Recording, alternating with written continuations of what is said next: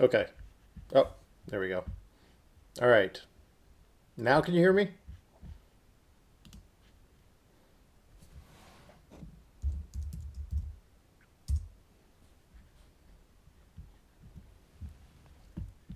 Hello, hello. Testing.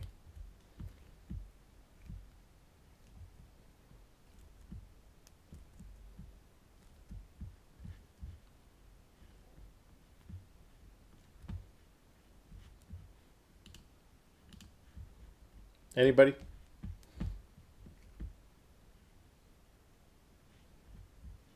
Can you hear me? Can you hear me?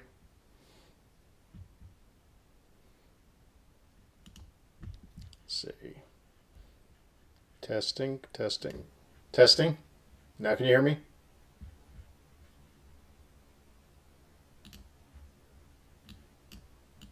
Testing. That should be.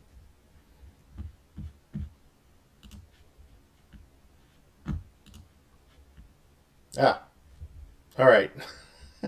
All right. So the comment section, it's not scrolling automatically, so I don't even see you guys writing to me. So, all right, cool. Thank you. All right. Thanks, everybody. Good to see y'all.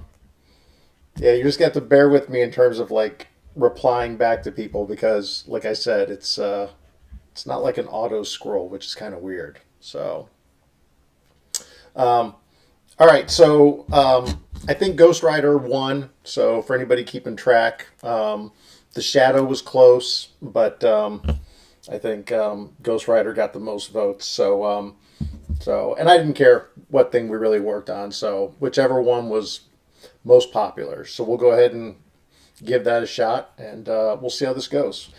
And I'm gonna be doing this for a while. I typically work. I mean, I usually don't go to bed until about 6 a.m. I doubt we'll be doing this until 6 a.m., but I'll definitely be going for a few hours. Um, so that's it. So just you can just watch, or you can grab some clay, or draw alongside, or do whatever you want to do while I'm doing this. And I'll do my best to keep up with comments. Like I said, I may fall behind, and I'll do my best. So that's it. So let's get started on this. Let me see. I'll put something on the background.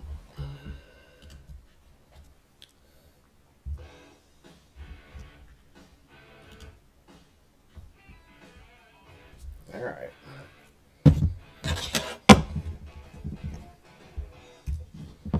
Starting with my little handle thing.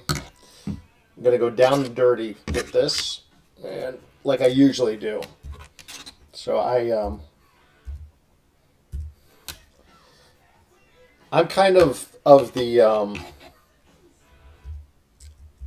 let's see. I'm kind of the Shiflett brothers sort of school of thought, which is really just down and dirty. I don't like do a lot of like measuring and stuff like that.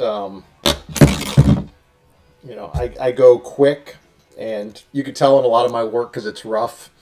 Um, you know, there's things that I spend more time on that I'll do like in wax and stuff like that, and I really try to, um, take my time on and try to do a little bit more neat and clean and stuff like that. But most of my stuff's really, really rough. So I don't put the time into it that like Mark Newman or Martin Canal or Joe Mena, those guys. They're all super pros that like you know really spend a lot of time on each piece, and I'm more about quick, quick, quick. Um, so let's see. We're going to start with just something simple like this, and aluminum foil is my best friend.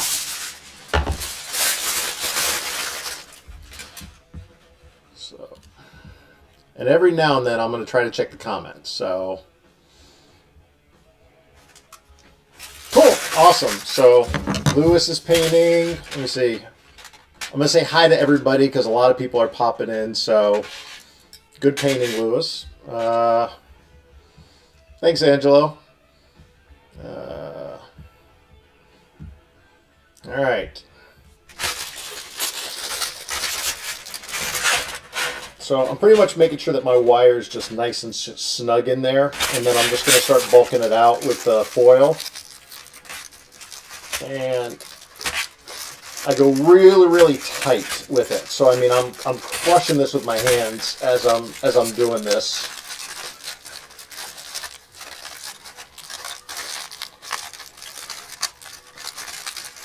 And I'm trying to keep the neck kind of skinny, and I'm kind of bulking up the head a little bit more.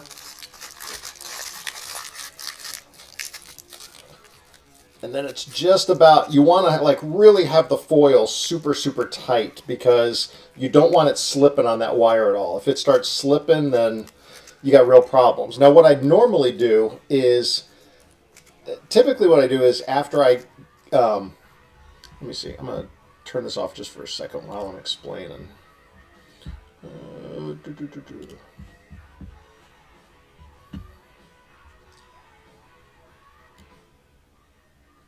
Okay, there we go. Okay, so typically what I'll do is I'll usually do it like to this stage, and then I'll skin it like with some epoxy putty. So sort of like this piece is like foil with some epoxy putty on. And I'll do that like down all the way onto the stick just because it keeps it from moving, it keeps it from slipping around and stuff like that. So, and then I'll start going on with the Sculpey. But for tonight, because I want to go, beginning to end. And again, if you're in a hurry, you don't have to go with the epoxy putty. Let's see. Cool. So we're just going to go straight with the, well, we're going to do a little bit more foil for the shoulder. And I don't have a sketch done for this. I don't like, something like this. That's with these quarter scale busts. I'm just trying to have fun with them. I'm doing them mostly from memory. Like the Hulk, I don't need to look at reference. Venom, I really don't need to look at reference. Stuff like that. If it's somebody with a uniform, I might go back and look just to make sure I'm getting certain things right. For Ghost Rider, I mean, it's a flaming skull. I mean, I might look at a picture just to see like part of his jacket. I think I'm going to do the newer Ghost Rider instead of the classic Ghost Rider. So instead of Johnny Blaze, I think we're going to do the new guy. It's been a while since I read it, so I can't remember. But I like Mark Texeira's version. I know I'm mispronouncing that, but with the spikes and the chain and stuff, that's the one that I like the best. So I think we'll do that one. So I'm going to wrap some more foil around here and bulk out his shoulders a little bit.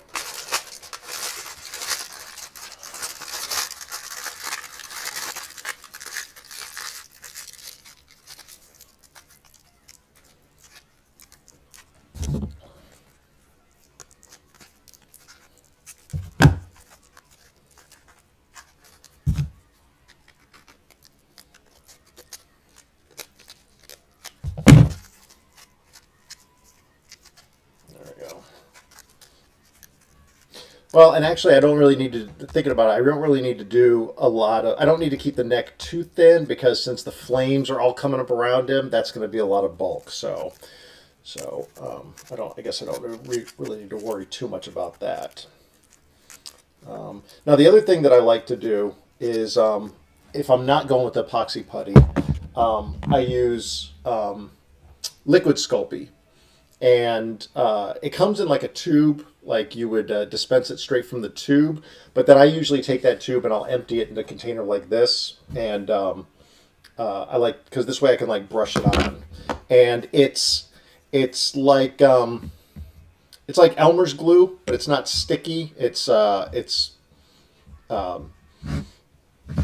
texture of like Elmer's glue, but it's got it like a more of a oily finish. And it helps the Sculpey stick to whatever you're putting the Sculpey on, or if you're baking the Sculpey and then adding more Sculpey onto it later. I like to put this on just to kind of help it adhere, and when it bakes, it just makes it adhere a little bit better. So.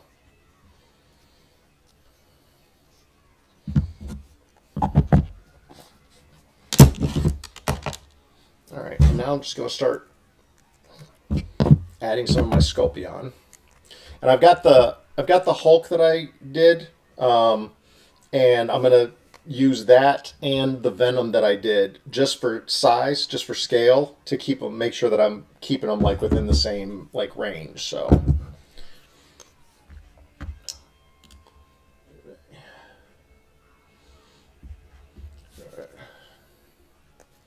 cool. The studio behind looks so awesome. The studio behind me is insanely. It's a disaster. I can't even show you guys. Like I'm showing you the clean part of my studio behind me. So uh, let's see. Uh, it's making a cool noise. You have all those tools. Hey, hey guys. Hey, hey, hey. Let me see. So, thank you, Charlie. Thank you. Um, hey, John, you do have all these tools. Um, let me see. It's already better than anything you could do, Charlie. That's only because you don't practice. You got to practice. Um, let me see. Adam, I'm glad you like the Ghost Rider choice. Dave, you too. Glad you like it. Um, Rob, nah, you can't. We're not gonna ding the digital stuff. I told you I love the digital stuff. I haven't done it yet, but we're not gonna get into that little minefield tonight. So I like to bring the Sculpey way down onto the handle. Like as I'm holding it, I don't care if I mess up down here, but it just helps. Once again, it helps it here because as I'm working up here, if I don't bring the clay down, it's still gonna shift a little bit. So I like to bring it down a little bit further.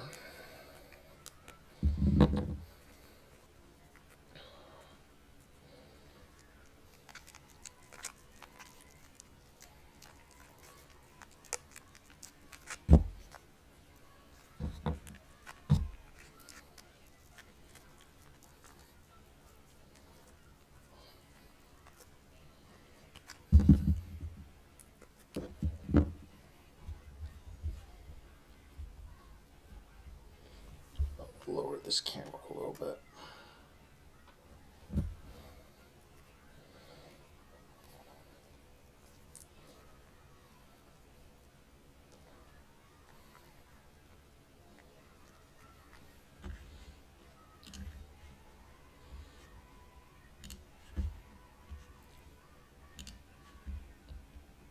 Oh.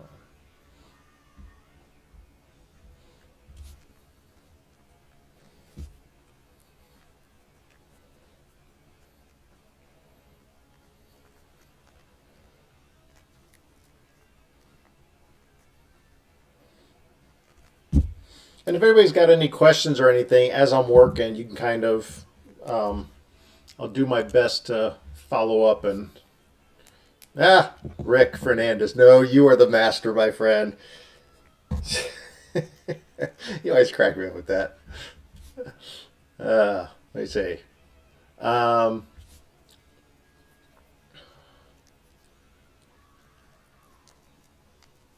Raphael, you're still getting into the digital stuff. Stop talking about the digital stuff. We're not talking about that. Um, what ratio? So Lisa, what ratio of different Sculpey do I use? I only use the pink because I used to mix it with the gray, and it's great. I do love it with the gray. I like having the little bit of gray helps with the the slight like makes it a little bit more not as translucent.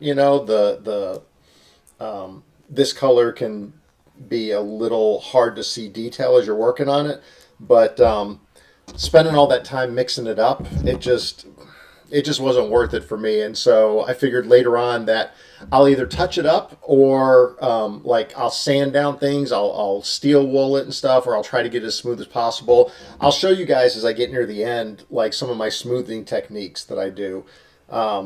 Again, all my stuff's pretty rough. I mean, most of my stuff in like Sculpey like this. So I don't go crazy trying to make it crazy smooth, but you know, I get it pretty smooth, but I don't do any sort of other mix up. Um, so Oh, Quentin. Oh, you got your wish. It's Ghost Rider. So congratulations. You're excluded from the next choice of sculpt. So because I don't like you influencing everybody, it's just going to make your head swell even bigger. Uh, Mission Impossible. All right, I guess maybe eventually, maybe it does start scrolling the little feed. I don't know.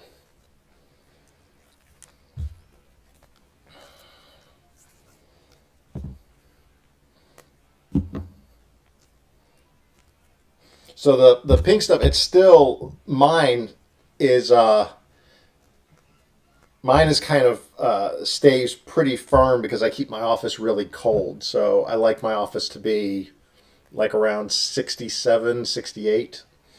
So if it gets too warm in here, I get really sleepy. So all right, so now that I've got some basic shape set up. Now I can start sort of visualizing how I want them to look. And I rarely like my figures to look straight dead ahead, so I always kind of cock their head to the side or something like that, or just I don't know. I just think it looks a little bit more visually interesting. So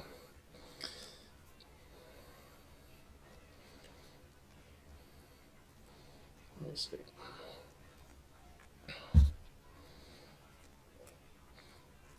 So I'm going to do that. I'm going to yeah, for Ghost Rider, I think I'm going to maybe tilt his head back a little bit, and I think we got to do like a big open screaming mouth. So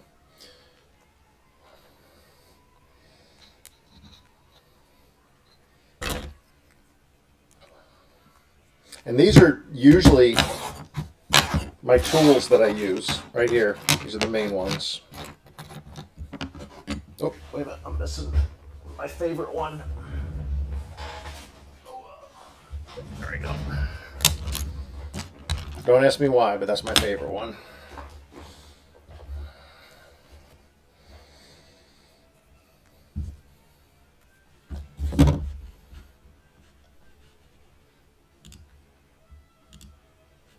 There we go. See, does not scroll. All right.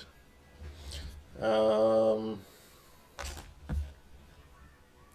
thanks, Rob. I appreciate that. I really don't leave as much detail as a lot of other guys out there, but I'm glad people like my stuff, so that I'm happy for that.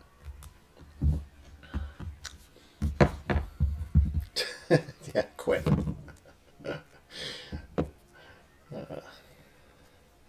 Oh, thanks, Neil. Next time, Carnage. Yeah, I know, Lewis. There's certain people, man, who just have the same thing rolling every time, and you with Carnage, man. First it was Venom, then it was always Carnage and Venom, right? Um, I don't use Atom or Atom. I don't use a heat gun to soften it up. It's too risky that it would start to cook. But I do use a heat gun to bake certain parts. Like if they're small or if I'm just adding little bits later on, then I will use a heat gun to bake small parts at a time. Uh, Richard, how long have I been doing this? I started doing wedding cake toppers, custom wedding cake toppers in 2003, and I did that full time, and that's really when I started. So, figure like 15 years.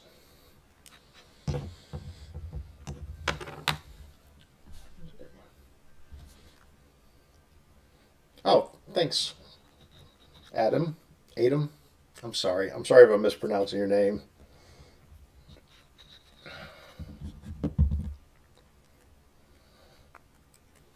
I apologize, but I appreciate the nice words.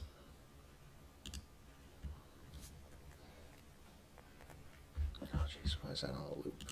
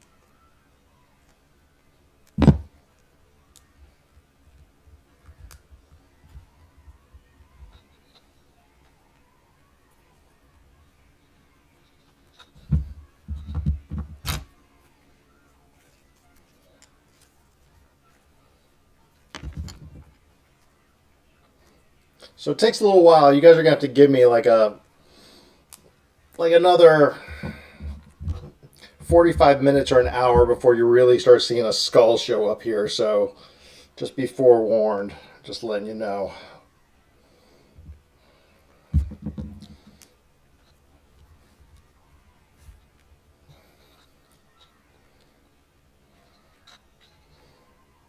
Once I could start getting some of the features in, then I could start playing around with the expression more. Even with the skull, I'm still going to make them like good and evil looking, you know, so.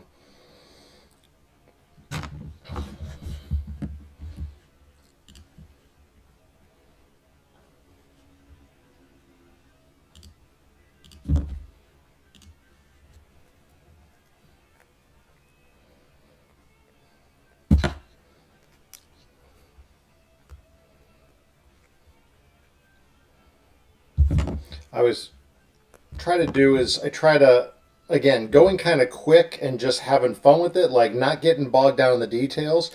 I just try to start adding features just to get the basic structure going. So I'm gonna like start adding his cheekbones. I'm gonna try to get this like where his mouth is, where his nose is, and it's gonna start off like super rough, and then just and that's what I tell anybody that I'm showing some sculpting tips. I always say just really new people tend to like really get involved in the details, and I always say try to stay away from going into the details until the very end. So you really just want to get your basic structures in. So what we're going to do is we're going to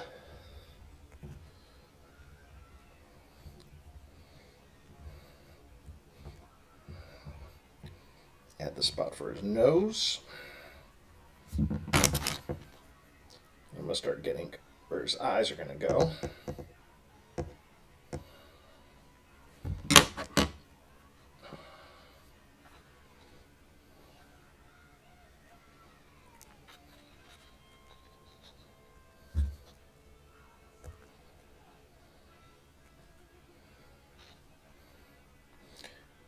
The other thing I always tell people is as you're working on it, just keep kind of turning it and stuff. You want to keep looking at the profile, not just straight on, because your faces will tend to be like super flat if you don't ever turn it and look at it from the side. So,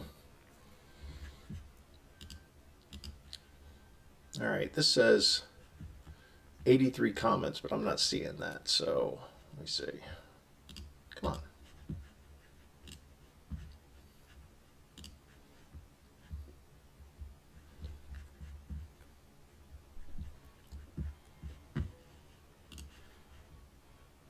I apologize if you guys are writing and I'm not seeing it because. Let's see.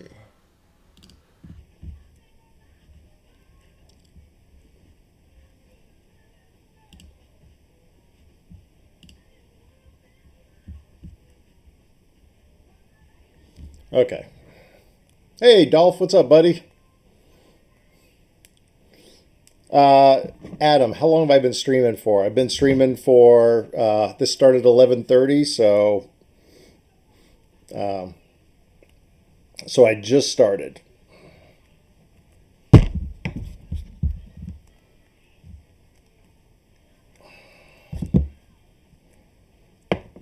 So yeah, you'll definitely need popcorn or a drink or something because this is going to go for a while. And it's going to look like garbage for a while until it starts finally popping up. So, all right, bye, Lisa. Hey, Rusty, what's up, buddy?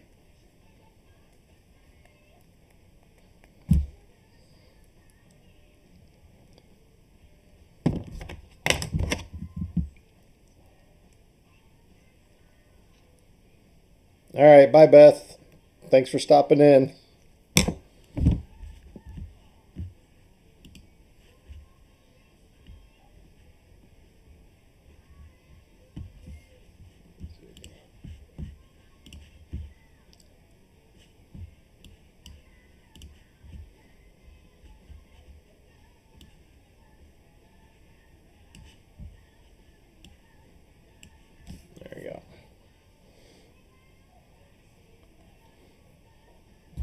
The studio is shaping up? No, it's not shaping up, dude. It's a, like I said, it's a disaster.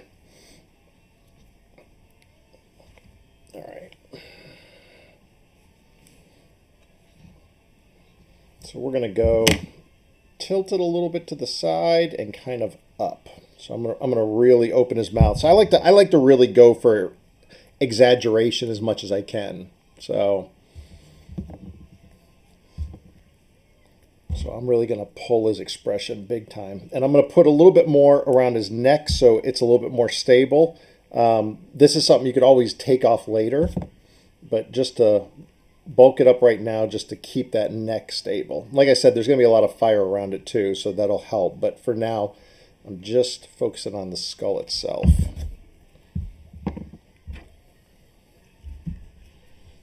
Hey, Joe, what's up, buddy?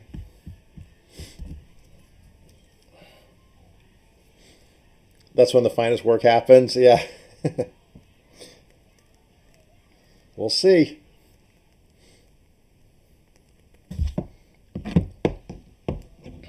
So I'm going to get my Hulk and I'm going to kind of see like size-wise. It's looking pretty good. So a lot of time I'll get to this stage where I'll decide that I'm using too much Sculpey. Like for this, for his head, I know that I want his cranium to be pretty big, and I don't want to go crazy with the Sculpey.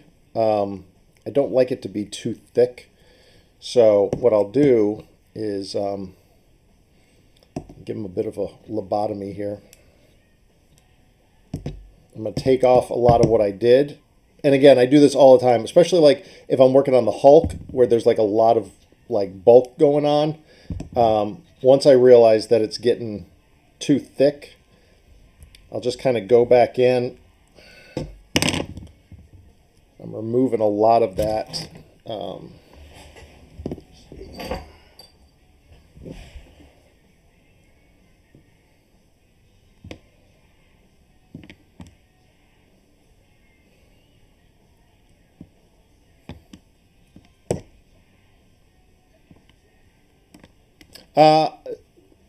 Yeah, Quentin, I'm trying to record these, so I mean, we'll see if the recording works. I'm figuring it out, so hopefully this will be recorded. So,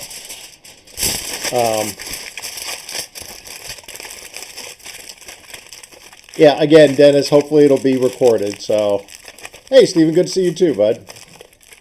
Hey, thanks, Frankie.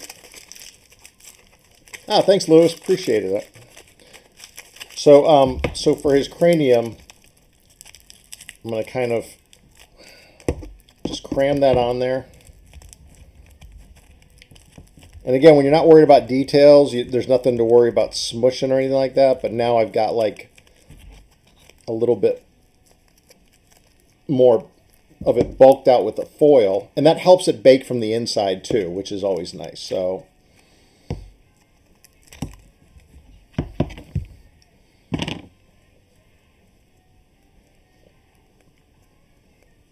Sculpey's all that I'm using for this one. I was showing earlier that sometimes I'll skin it in epoxy putty like this, but for tonight I'm just trying to get through this one piece, so I'm just going straight out with just Sculpey.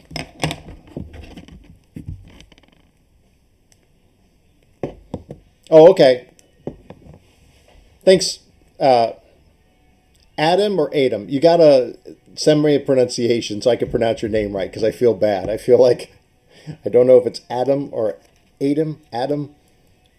Thank you. I'll see. If it pops up like that, I'm sure you're right. So.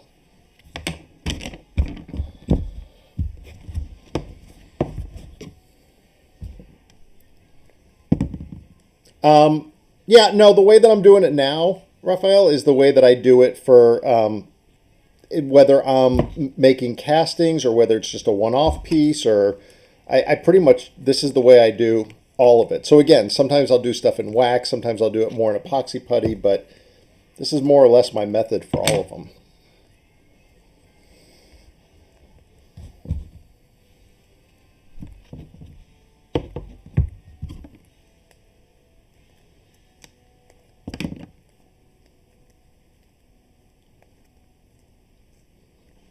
Uh, Frankie, I was telling other people, I've been at it for about 15 years. All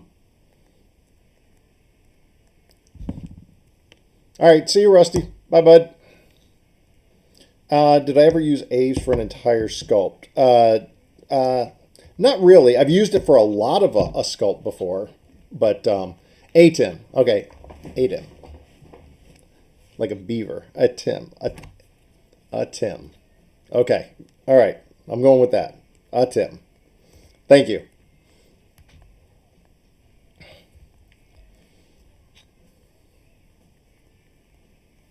Oh, hey, Stevie. Thank you.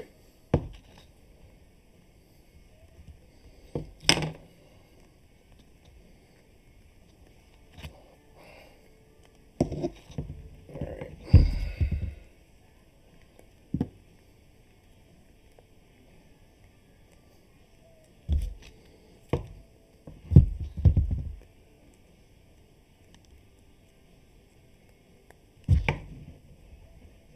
Cool. Got it.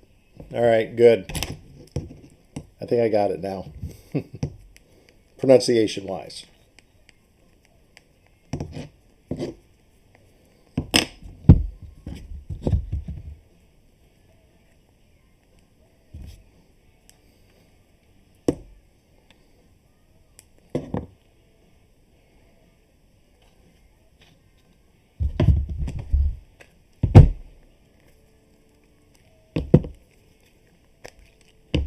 Ah, yeah, you're right, Dolph.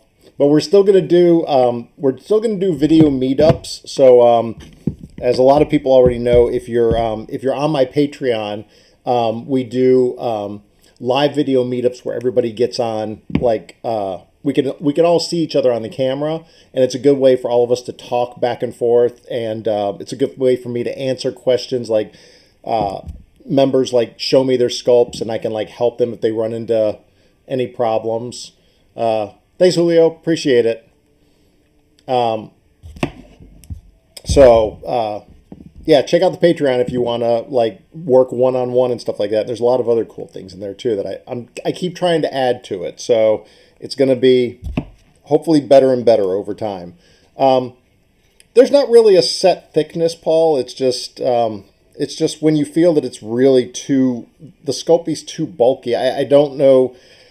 There's not a set. You'll learn after a while, but if you can the I'd say the less Sculpey you can use and the more you can bulk it out with foil, the better. That's what I've always found, and it's cheaper that way, and it just bakes better. And but too thick a Sculpey, it'll really start to crack. So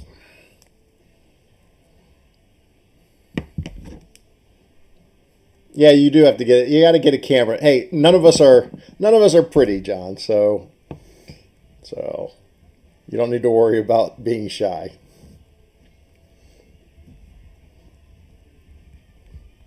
All right, so I'm getting to where slowly but surely I'm starting to see. Yeah. So size wise, I'm fairly happy with about the size of it.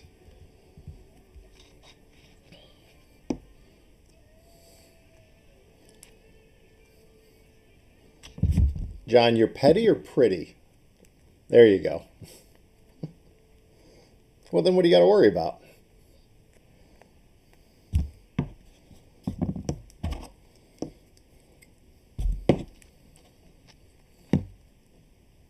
He did say petty. You're right, Frankie. You got to watch it on the spell check.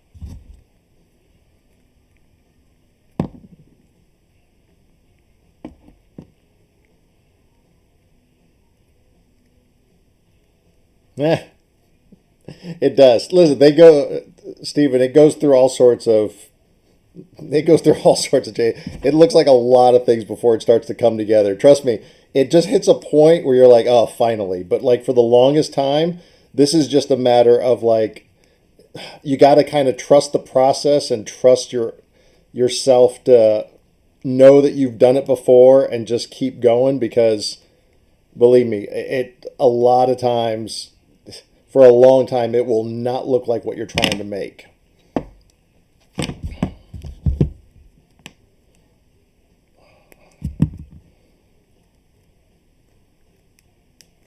Hey, Jared, what's up, buddy? I'm just following in your footsteps. You know that.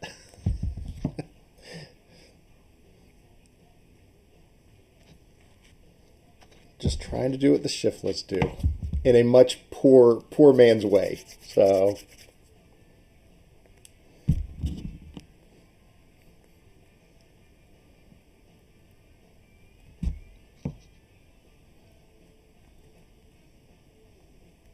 everybody, you know you're doing something right when one of the Shiflet brothers stops in and say hey. So that makes me feel good.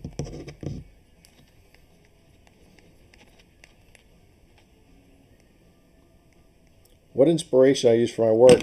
It's all it's just stuff that whatever you like, whatever you sculpt, whatever you like. I mean, I do a lot of superhero stuff honestly, just because right now, I mean, to be honest, I grew up on superhero stuff, so I mean, I love doing it, but also there's a big fan base for it. So like, since this is how I make my living, I know that I can sell it. But if I could just work on original stuff, and I got a lot of original stuff like that I'm working on that's not out yet, it just doesn't sell, you know, as big until you get up to Shiflet Brothers level. It's true. It's true. Um, and then you could start doing insane crab monster robots and vehicles and, amazing dragons and demons and stuff. But inspiration wise, it's just, I don't know. It's whatever I grew up on, whatever I love. All of us, we're all fanboys. So,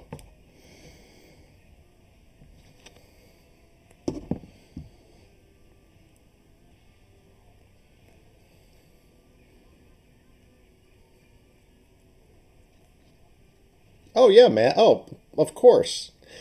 You know, it's totally cool, dude. I don't, it's weird. I feel weird. Like, I know this is stupid. I know it's stupid. I know you're gonna like chat my ass for this, but I always feel weird posting on your forum because I feel like there's so many new people who want to like show their stuff, and I feel like I don't know. I feel like I don't want to jump on your forum and be like, "Hey, look at my stuff." Like, I don't know. It's dumb. I know it's stupid, but it's I like looking at all the stuff. I like seeing everything everybody's doing, but you know how it is. It's self promotion a lot of times is hard for us artists.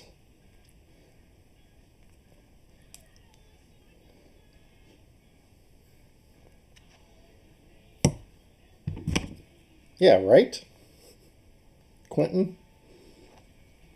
Oh, I got more conspiracy bus coming. So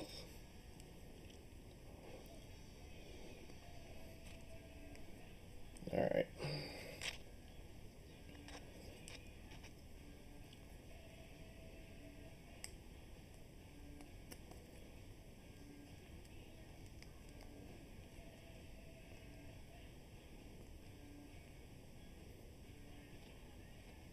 Yeah, I know. I know. I know. I need to jump on there. I mean, I love the brothers and I love the forum.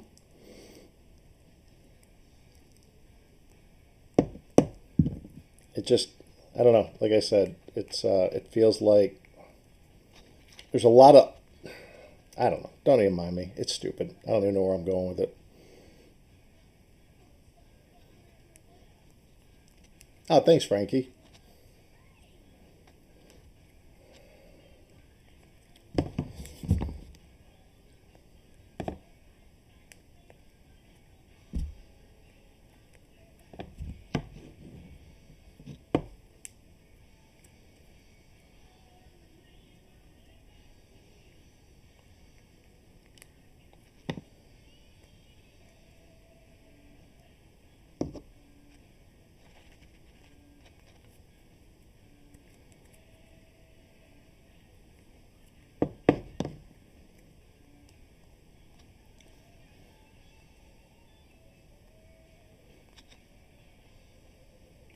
I'm gonna really open that mouth up for screaming.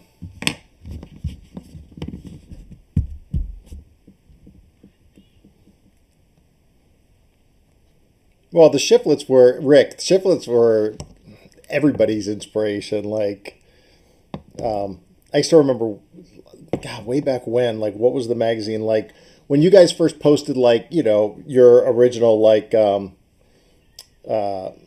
your Hulk versus Juggernaut and stuff like that, and all that stuff. It's Man, it's scary. We're all getting too old.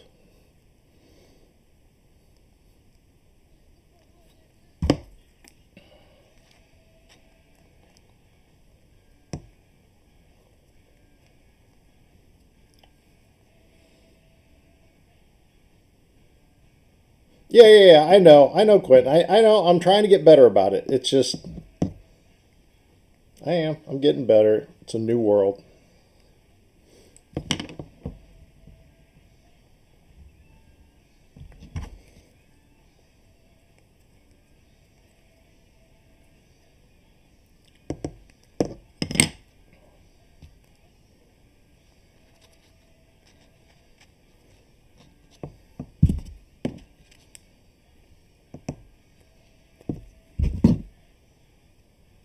Gotta watch it. I'm getting too big with the head.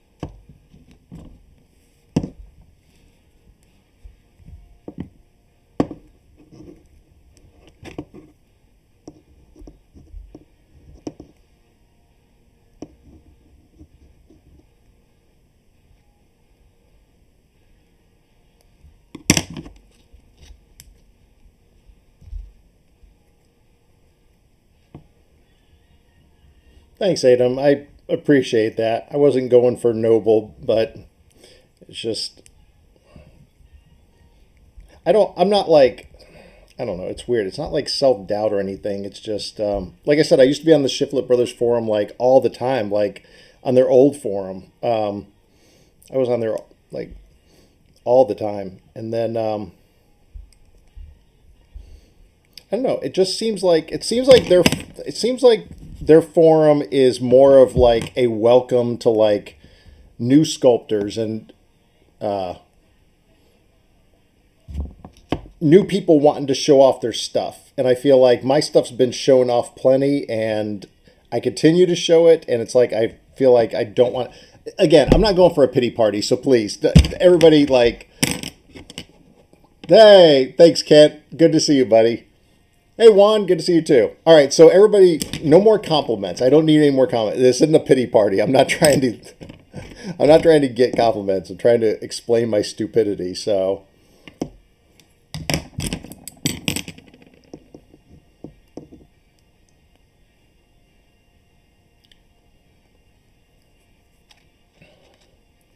All right, so.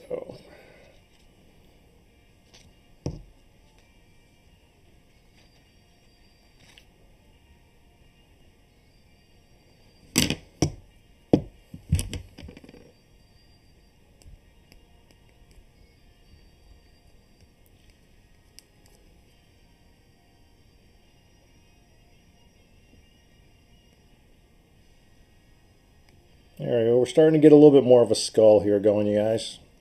It's getting a little bit more skull-like.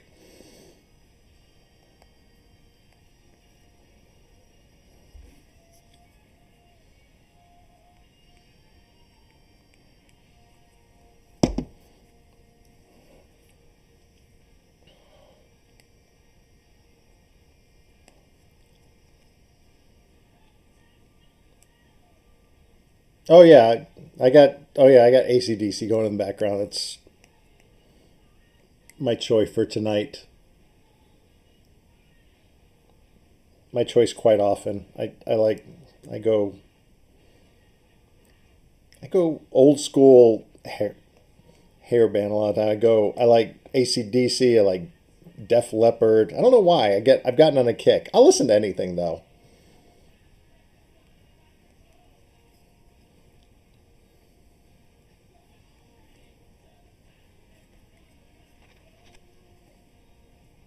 Well, thanks, Quentin. You know I'm always looking for bonus points from you.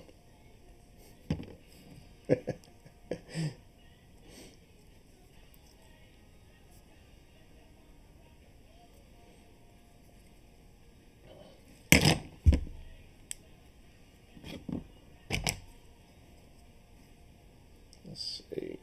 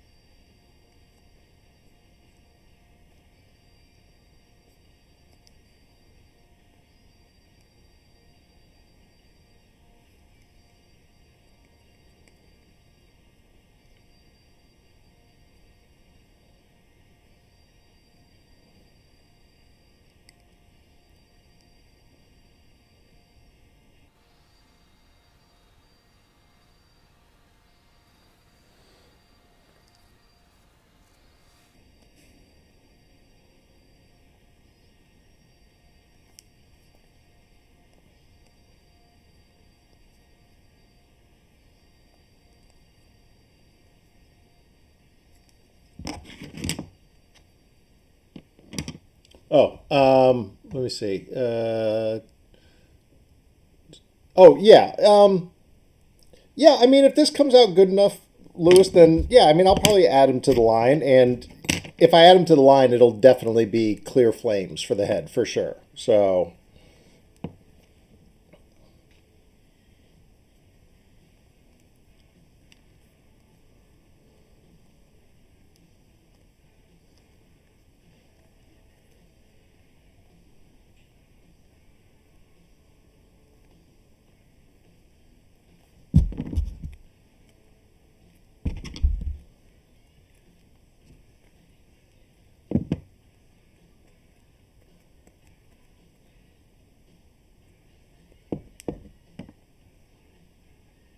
oh, all right, excellent.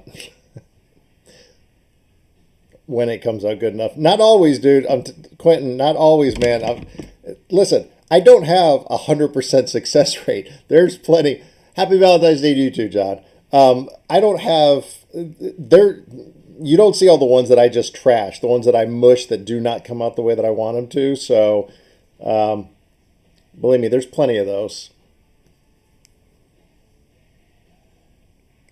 Um, you know what, Charlie?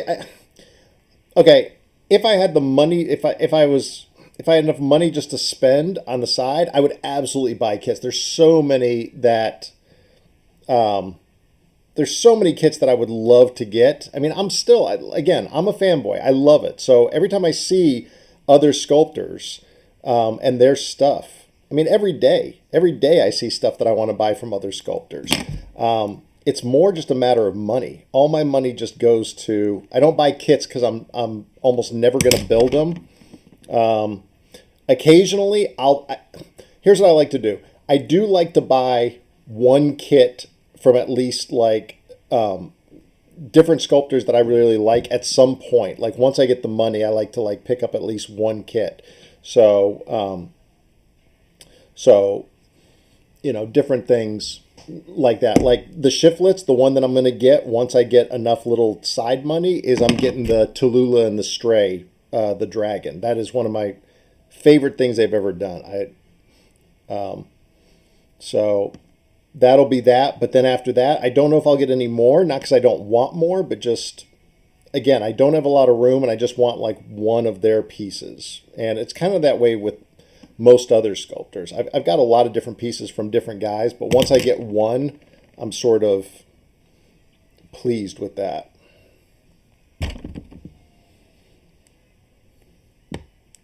Yeah, it would make a good shift knob. You're right.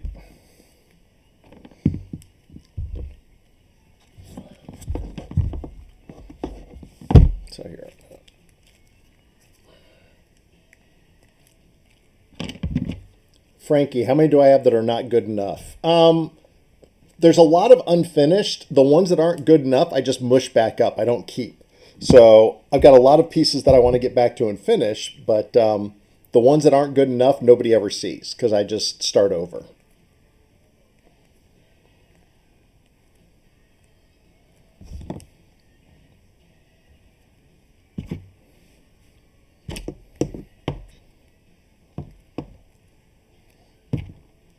All right, so I'm going to do one thing here that I've shown some people before. Here, I'm going to show you guys one little thing that I like to do. So, which happens sometimes as I'm moving kind of fast, is it's still, I've gone up higher and higher, and from my original little foam core, it's like down here. It's gone up too high, so it's getting a little bit unstable. And I can keep adding Sculpey, but I don't want to do that. So here's what I'm going to do. I'm going to show you my, again, part of this is to kind of show you my quick down and dirty methods for doing stuff. So I'm going to remove all of this from around here. And I make these decisions like this all the time. If you saw most of my armatures and stuff like that, especially for bigger pieces, they're just a mess. I don't stress about taking stuff off or replacing. So here. So I'm going to remove this, okay? And you can see that, look, if I hold it like, you can see how it kind of shifts, which I don't want it to do that. So what I'm going to do is I'm going to use, this is the Odie stick epoxy putty, and it'll take a minute for it to, or a couple minutes for it to fully set up, but it won't take long. So all I do is I take it and use an X-Acto, and I'll cut off a bit.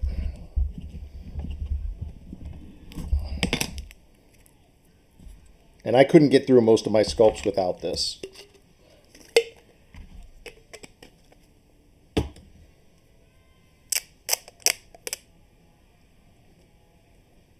Oh, yeah.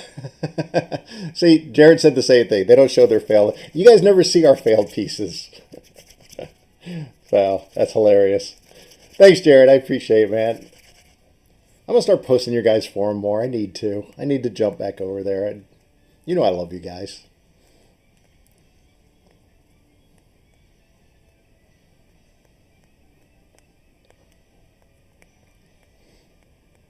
So,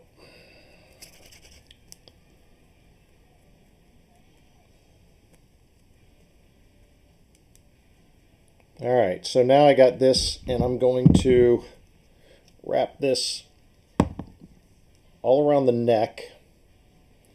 And I got a little jar of, where's my little jar of water? There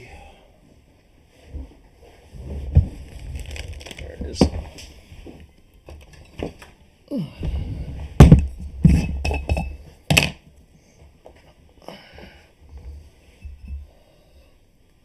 And a lot of people use gloves with this. I probably should. Some people have bad allergic reactions. Some people talk about that it's toxic or whatever. I don't know. I've never had any issues with it. So,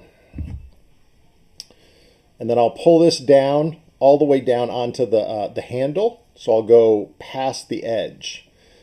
So this will take a few minutes, but once this hardens, it's going to give me all that stability I need. And then you're going to see I'm going to wrap Sculpey back around this.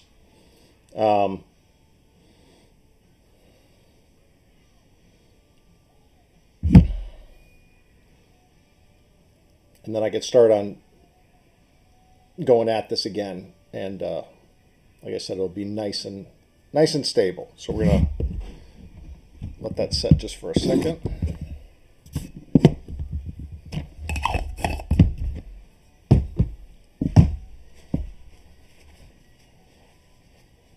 And in the meantime, just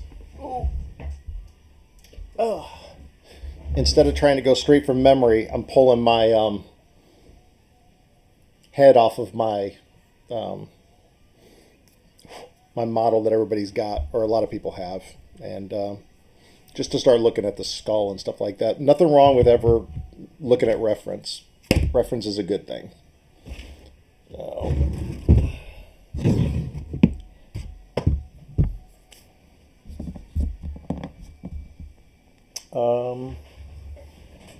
let me see. There's one other thing I'm going to do.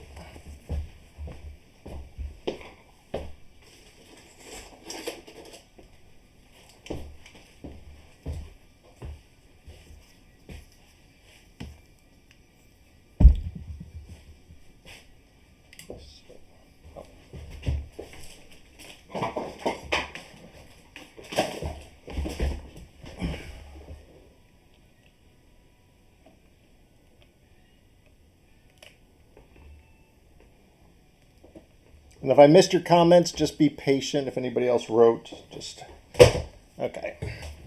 So, little embosser. This is like a small heat gun. I got this from like a hobby store. So it's like an embossing heat tool. I've got a big one that I use. It's like a big paint stripper one that I use for bigger sections. But Reynolds. Oh no, this isn't my desk. This is not. This is just for the show. My desk is insanely messy, so don't look at this right here. This is just for the show. Anyway, for the embossing gun, so this is great for like little tiny parts. So all I'm going to use it on right now, I'm going to use it to heat up a little bit of the epoxy and try not to get too much of the sculpey because it'll bake the sculpey. So I'm just going to try to just warm up the epoxy just to set it quicker so we can get moving.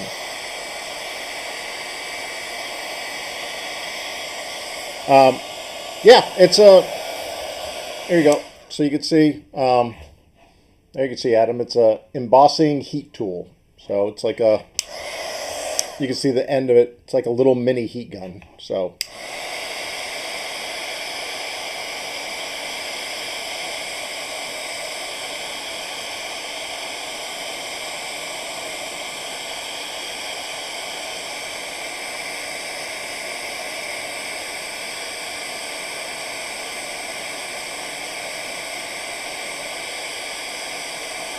Ah, I got you, Adam. That totally went over my head, dude.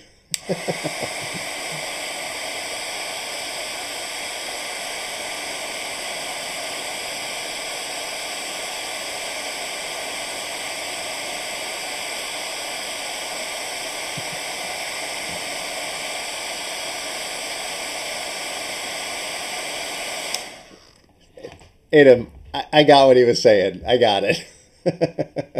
I just missed it the first time around. And no, my majestic hair is just hands through the hair after the shower. I don't need any sort of extra little tidbits to go with it.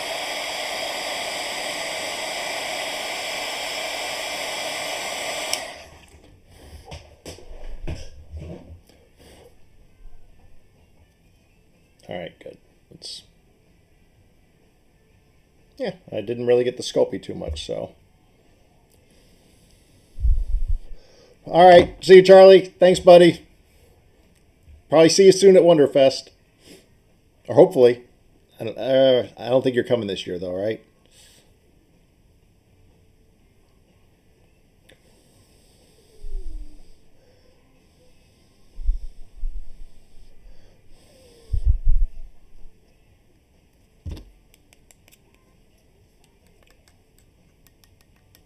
Oh, okay.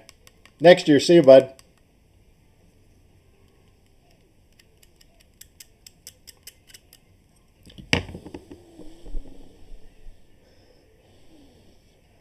No, I don't sculpt my hair, Frankie. This is natural what I was born with, luckily. All right. Good night, Adam.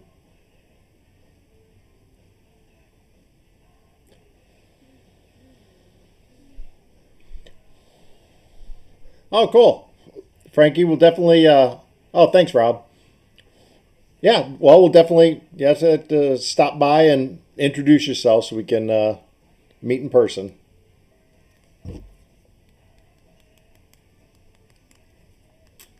It's a great time. Wonderfest is awesome. It's a lot of fun.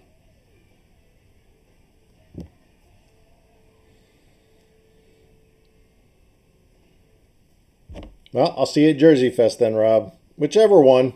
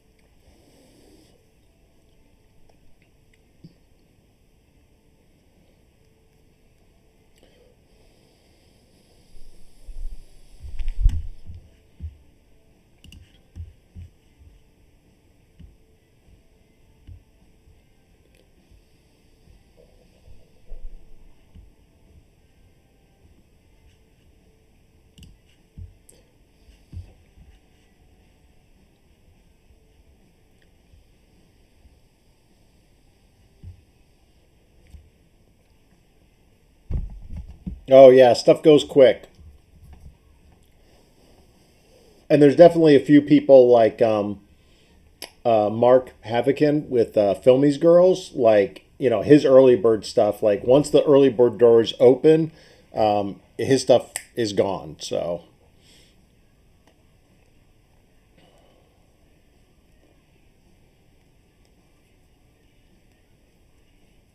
all right, cool. That's I like it to cool down just a little bit more.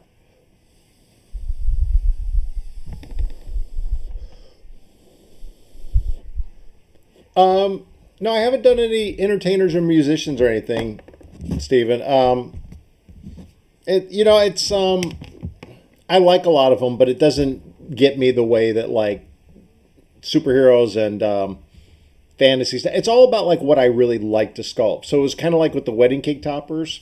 Um, that stuff was it was fun to capture people's likenesses and stuff like that, but uh, like it wasn't what I was really passionate about. And I love doing monsters and sci-fi and superheroes and stuff like that. So if it's not anything I'm really into, it's like athletes. I've got no interest in like sculpting athletes or anything like that. But that's not to say like there's like a lot of there's a lot of real people I do want to sculpt though, just because I'm really like into that kind of stuff. So like science type stuff, scientists and like different people who are like making discoveries and stuff like that. Like I there's a lot of people I want to sculpt kind of like that. Very small market. I don't care. It's just stuff like that. But musicians and athletes and stuff, yeah, it's never been anything I've really wanted to pursue. So Forgotten Realms. No, I haven't done anything with that. Yeah, hopefully we'll see you at yeah. Hopefully try to get to Jersey Fest or Wonderfest, Adam, and yeah, either one is a great show. Yeah, what's Forgotten Realms, Frankie? There we go.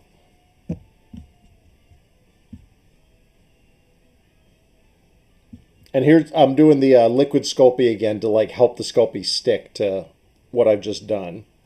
So so basically, I put on the liquid Sculpey. I told people earlier it helps the Sculpey stick to whatever like I'm adding to it. And so now I put some on there just to help it adhere. And you can see that like above the line where the epoxy putty is, it still is kind of loose. So they're still loose, but it doesn't matter now because now I'm going to run the Sculpey all the way from the head all the way down to that new supported part.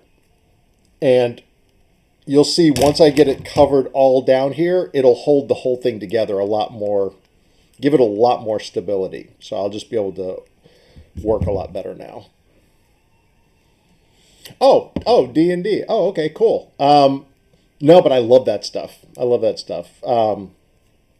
There's a little shop over here that on Tuesday nights they do like an introduction to D&D, and me and my son, he's 14. We've been thinking about going in there one day and kind of learning, because even as a kid I always wanted to learn it, but none of my friends were ever really into it, and it was too complicated to learn by myself. But everything like Dungeons and Dragons, like I love all that stuff, except for except for uh, Disenchanted, the new Matt Groening um, Futurama replacement. Oh, it was so disappointing. It was terrible. I was so excited for it, and it was. I just thought it was awful. It had such potential, but ugh.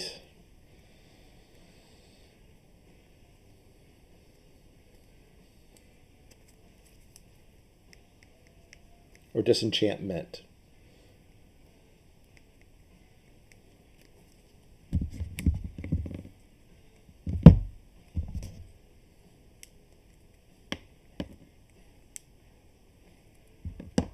Oh, you guys just played? Oh yeah. And how did it go? Did it go good?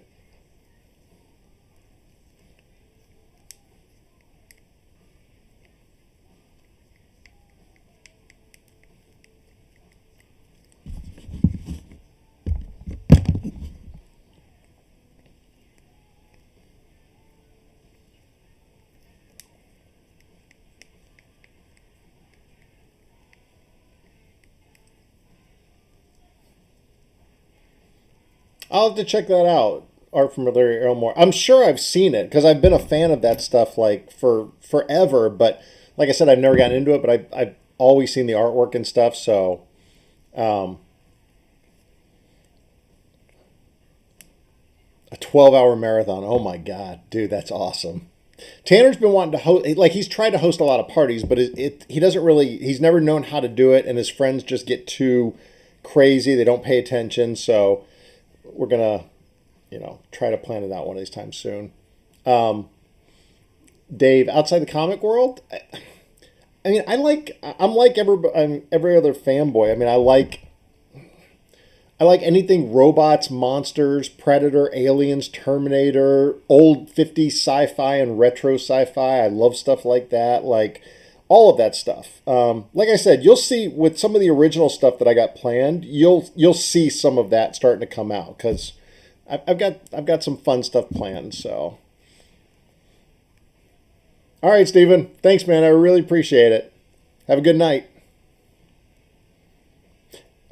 Yeah, Frankie, that's pretty much what I've gotten, and that's why I want to go and have somebody like sit with somebody who does that. But that's already kind of what I figured is that you've got to have a good DM.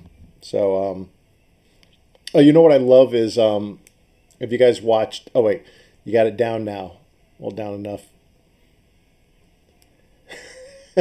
You almost throw up the guy. They probably don't know who they're playing with. Like, um, uh, I don't know if you guys have watched it, but if you guys watched, I mean, Frankie probably has. I don't know if you have, Quentin. Have you watched Harmon Quest um, with Dan Harmon?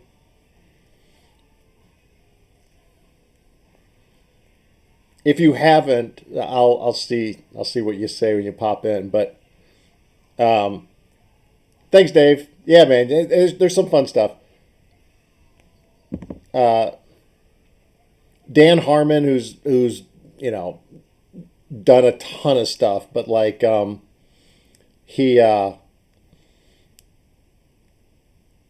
all right. Thanks, Richard. Good to see you, buddy. Yep. See you at Jersey Fest, man. Oh, Dolph, are you saying? Oh, you never heard of it? Oh, okay. All right. You two haven't heard that. All right. Dolph, you're saying it's so funny. Hopefully you're talking about the same thing. So look up Harmon Quest. So it's Dan Harmon. And they sit and they do an episode. It's like a 20-minute episode. They do Dungeons and Dragons and they have the best DM. And it's him and it's like three regulars, but they always have like a guest, one guest. So it'll be like, Dax Shepard or something like that. And they have this ongoing story. And as they're doing it, and as yeah, as they're oh, I love the Harmontown doc. It's good. But Harmon Quest is what it's called. Look it up. And as they run through the that episode, and they're all sitting at a table in front of a studio audience doing this. But as they go through it, it's animated. The whole thing is animated. Their whole episode. And the person usually that they bring in to play it has never played Dungeons and Dragons before. And it's Rick and Morty, that Dan Harmon. Yeah. Look up Harmon Quest. Once you look up Harmon Quest, you'll, especially if you like D&D, oh my God, trust me, you'll be hooked. It's awesome. So, all right, so got this stable so I can get back to it.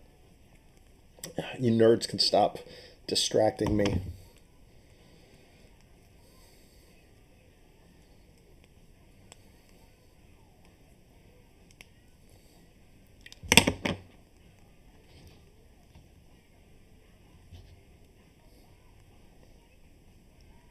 All right, let's...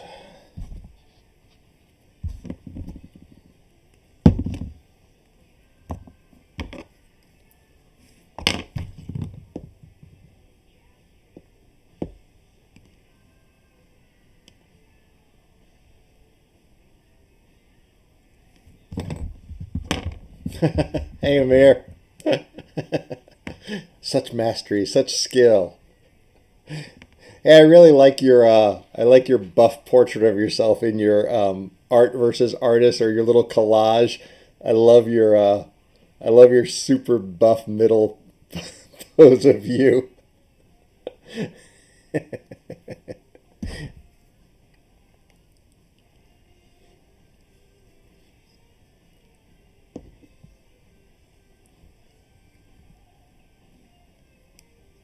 Oh yeah. Oh, I love that too, Matt. Yeah.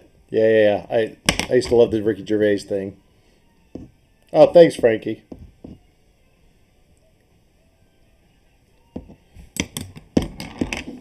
So, we'll see how good I'm doing in the end, though. See how good this comes out. All right.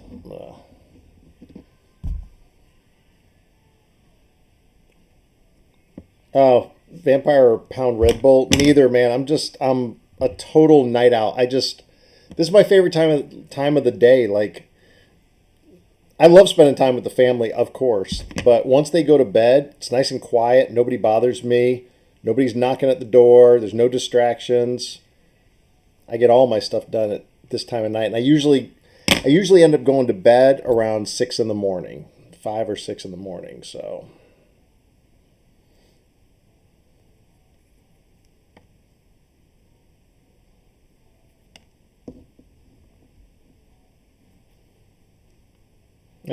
Francois, what's up, buddy? You know I don't sleep now. Your collage made you feel weak. That was not a weak picture. That was a strong picture, my friend. That was awesome. Made me laugh.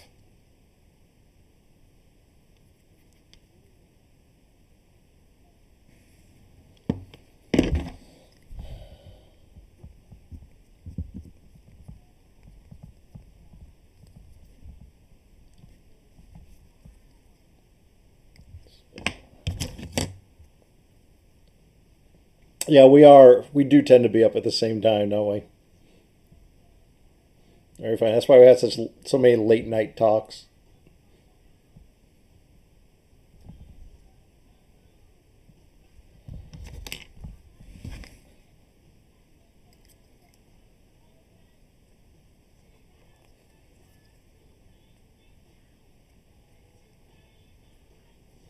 Oh no, it's Ghost Rider. So there was a poll to see what it was, and Ghost Rider won. So I just haven't started adding all the flames and stuff yet.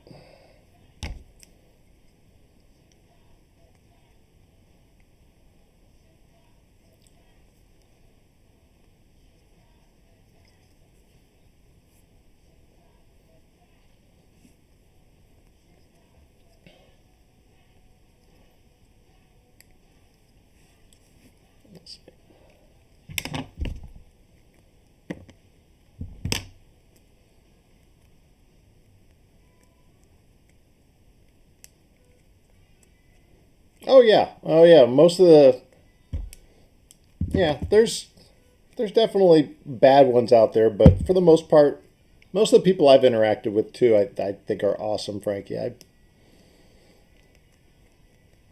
just steer clear of the negative stuff. Just not for me.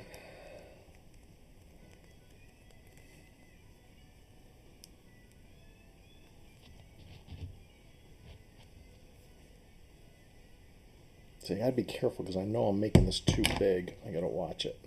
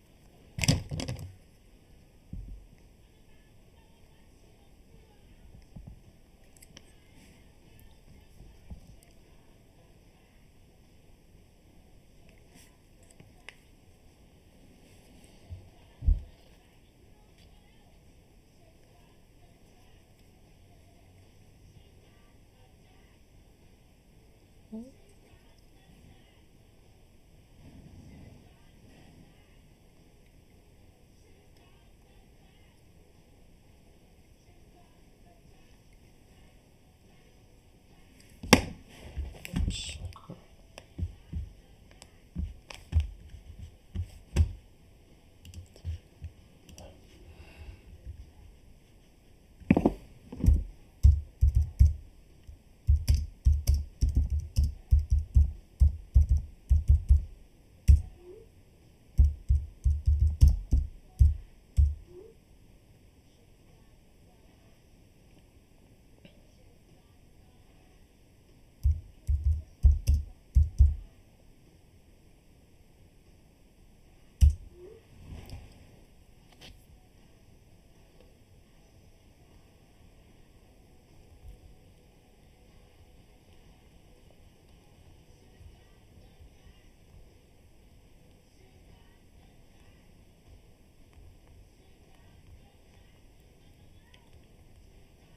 All right, we're starting to get there slowly but surely. It's getting there. All right. Okay, hold on. I'll be right back. Take a quick restroom break. Be right back.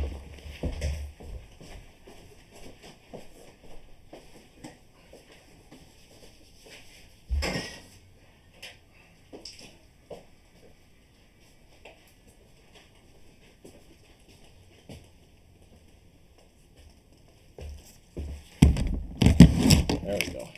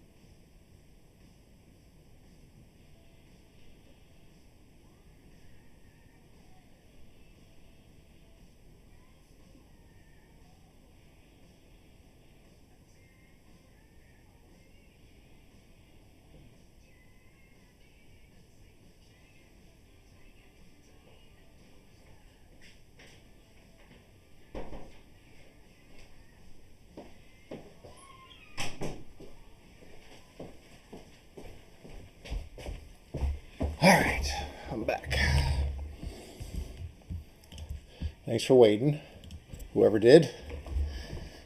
All right.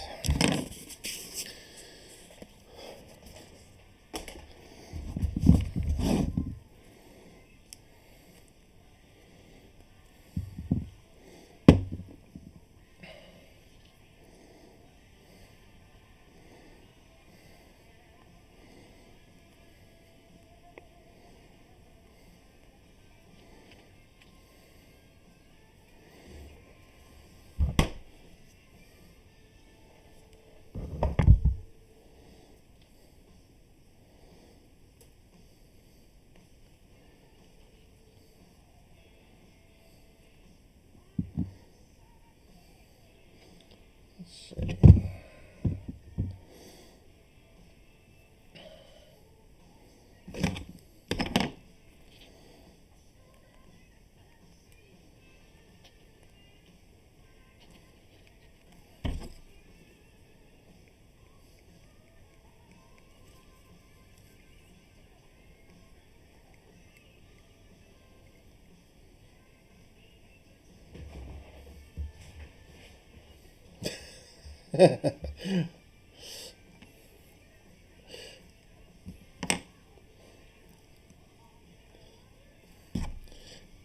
Old man Logan again. I'll get to him eventually, Francois. You're relentless.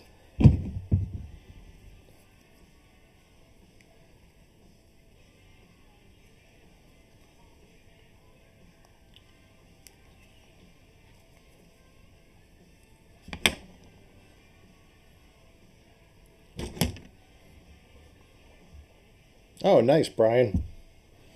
I definitely like to see that.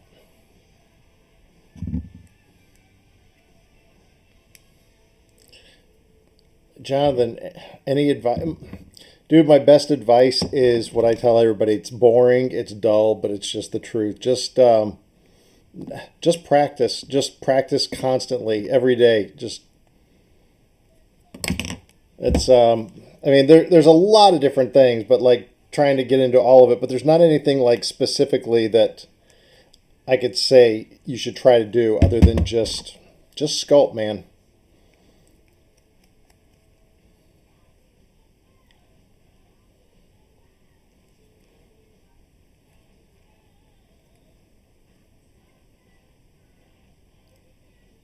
Eh, thanks. Thanks, Francois.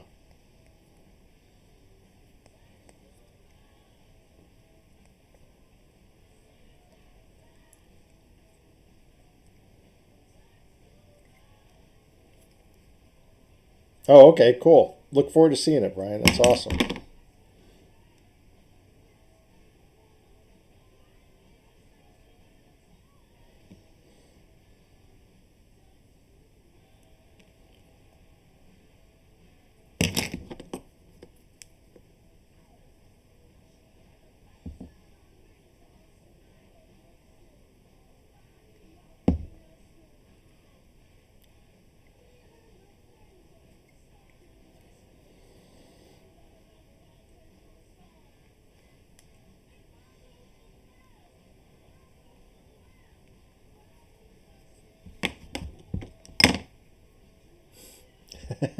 No,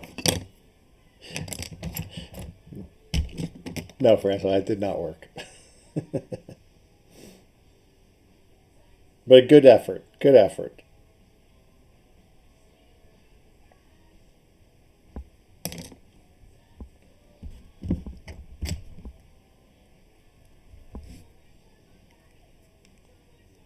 Oh, Cap Marvel. Yeah, man. I know.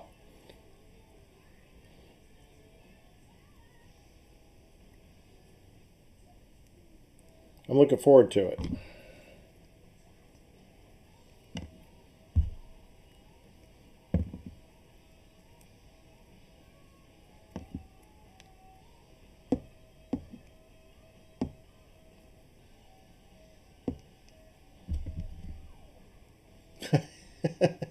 I said you're relentless, Francois. I know you don't give up.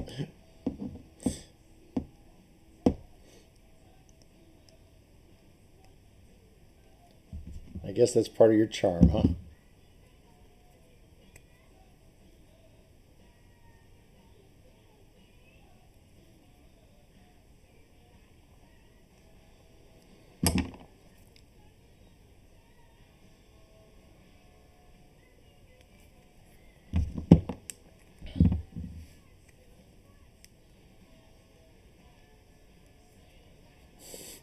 I'll leave that to you, Amir. That's your forte.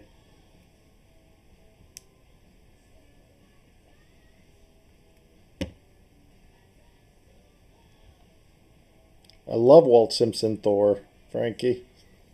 Grew up on that, man. The Midgard Serpent, that was one of the best storylines ever.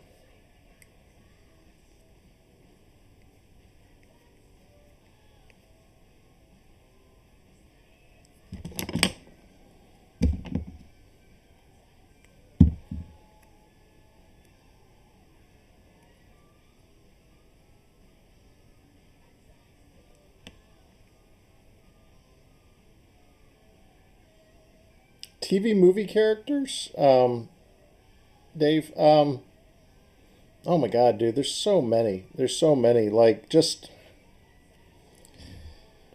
I don't know. It's just some of my favorite movies. Like when I did the like the animated Ghostbusters because I love the Ghostbusters team. But I mean, but it's everything from like, I mean, I've had stuff on my list forever, like you know, like Goodfellas, um, Jaws, um, like just the cast from those. I mean, I love, I love all those. So, I mean, that's a small sampling, but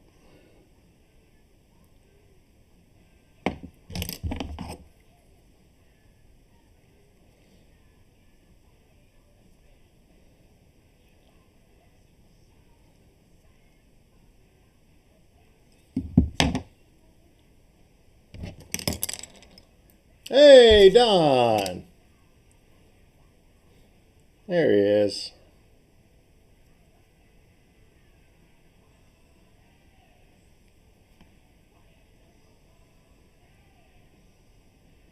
Deep cuts. What's deep? What's deep cuts, Dolph?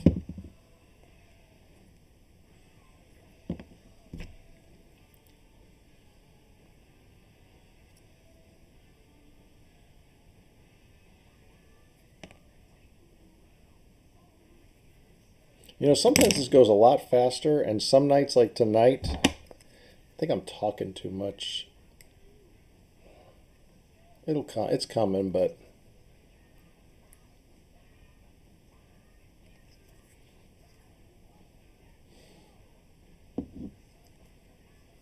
oh, Amir's comment. Gotcha.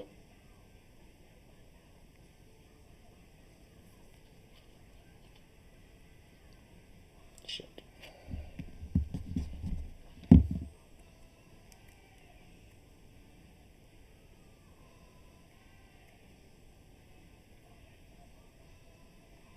Oh yeah, anything we like grew up on, anything that we're fans of. It doesn't have to just be superheroes and sci-fi, of course. Let's see.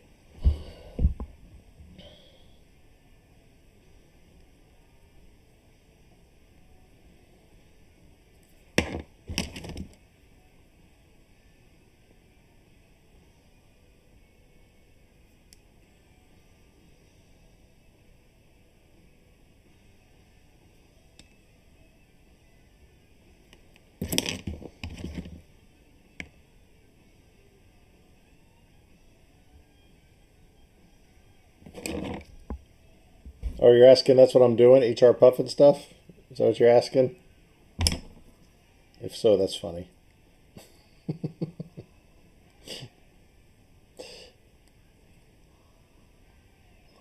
Very funny. Very funny.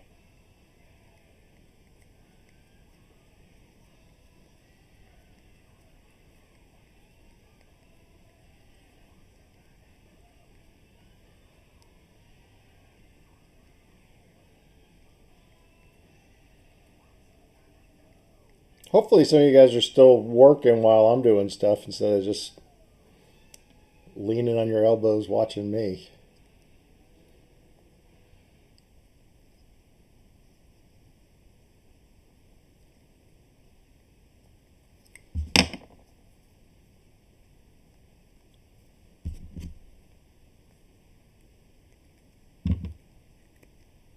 Ah, gotcha, Don.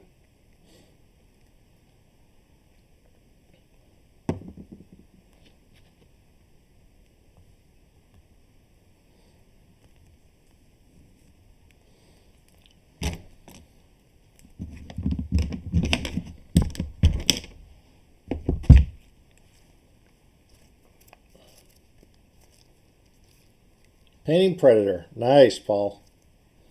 Sweet. Still on the hat.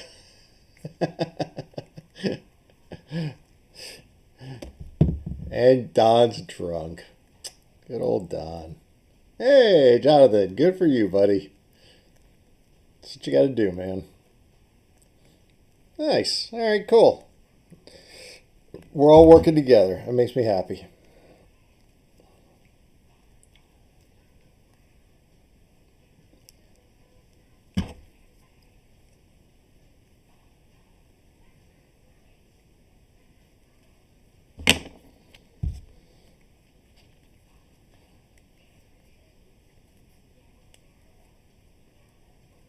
Oh, all right. Well, take it easy then, Frankie. Hey, Stefan. How's it going, man? Good morning.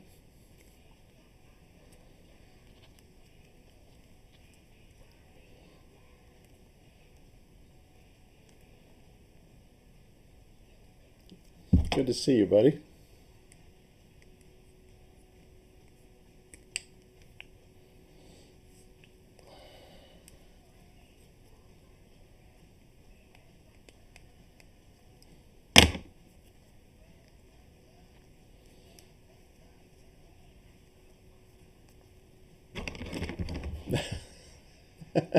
I think that's pushing it, Randy. But it's good to see you, buddy.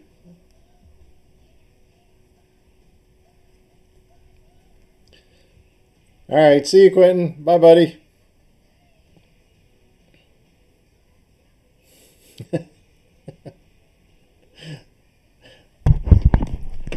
This is for you, Amir. I'm making ASMR noises just for you.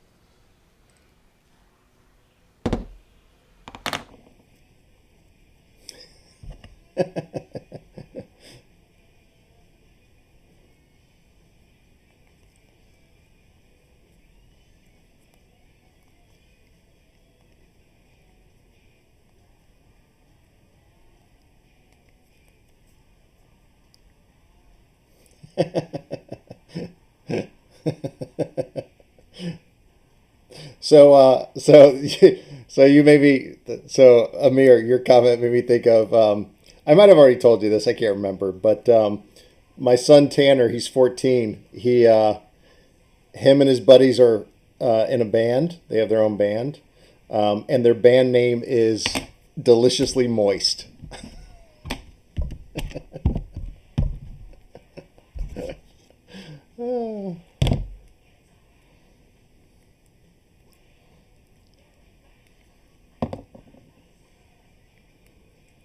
Is this my normal sculpting speed?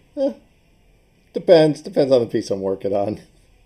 Probably not. I'm probably trying to go a little bit faster tonight just to get something recognizable before everybody gets off.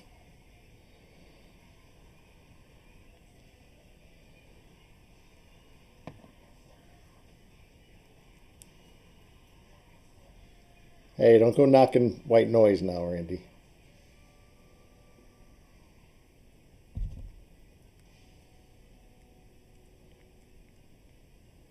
Oh, what's he play? He plays electric and acoustic guitar. So he's really good too. He's really really good. He's been at it for about a year, and he's up there practicing every day, man. He sounds awesome.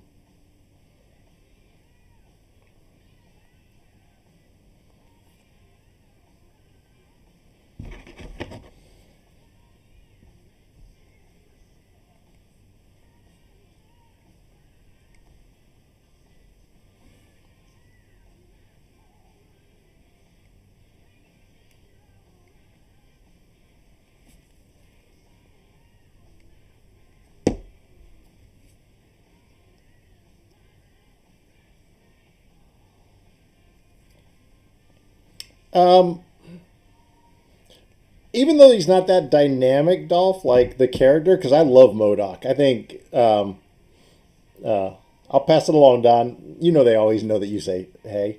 You know what, dude? Just focus on Modoc. Focus on his expression. That's where you get the most fun. Just make him something really just because yeah, you can't do a whole lot with the body and stuff, but just make him like a crazy like whatever you do, however you do his expression, just make sure that it's dynamic.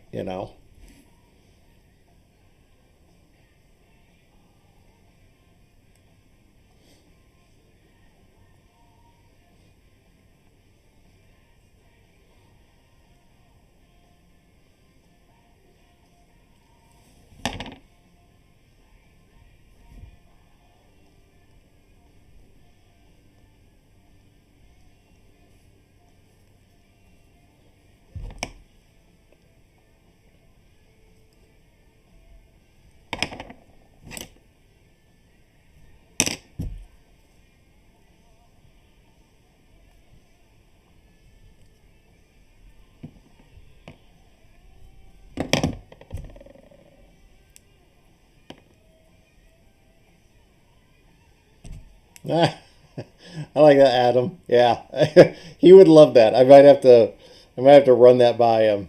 Deliciously moist EP. I like that. That's awesome.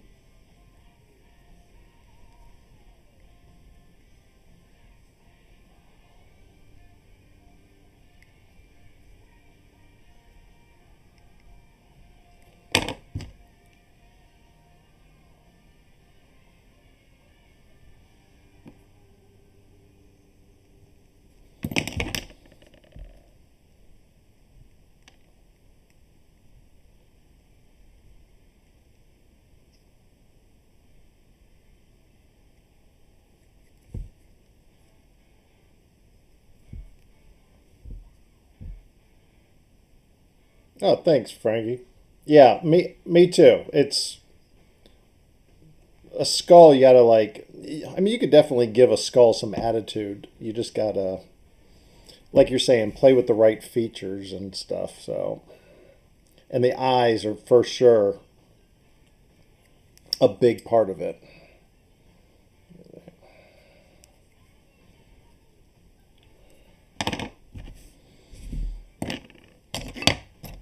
Let's see, where's my other?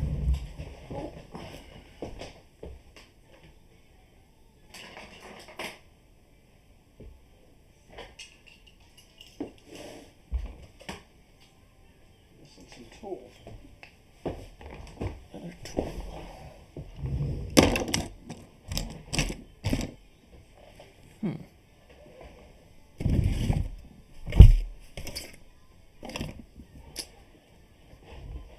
All right.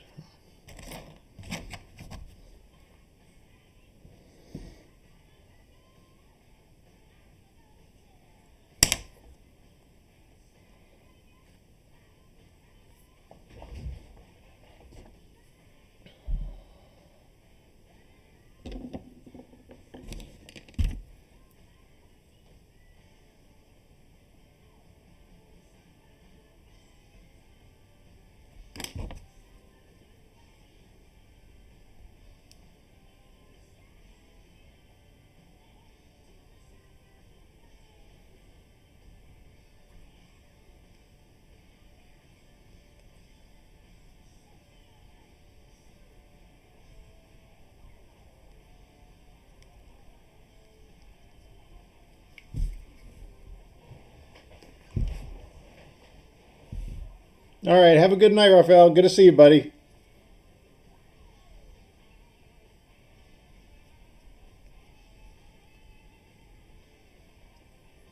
Good night, bud.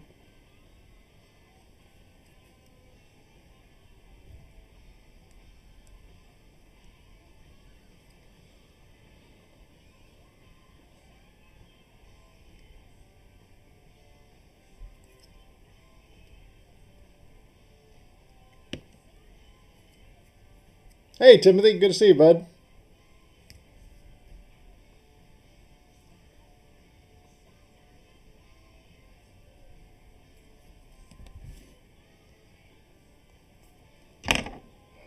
All right.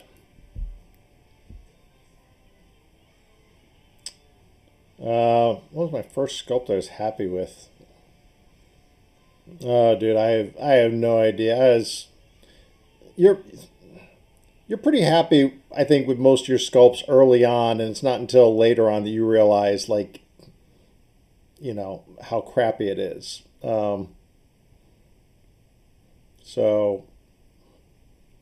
I don't know. Early on, I was just playing around with stuff. I don't even I can't even remember, to be honest with you. I did a lot of stuff for friends and family and stuff like that, like little gifts and things, but nothing that I would ever want to like show anybody. Although I do take around one of my first sculpts when I go, if I'm ever like teaching a class or something, I like to take one of my first sculpts. All right, now you guys get to see my headgear. Um, to show people like where, like kind of where I started off from. Because a lot of people assume that like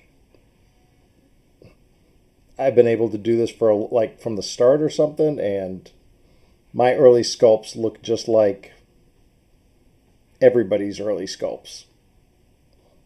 Very little difference.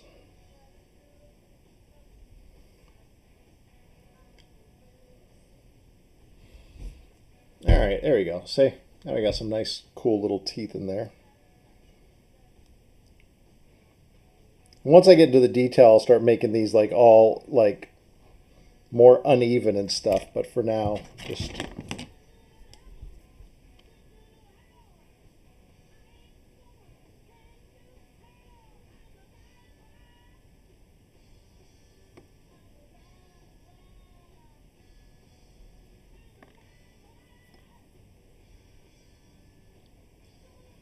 oh, thanks, Stefan. Appreciate it. It's my first one, bud. So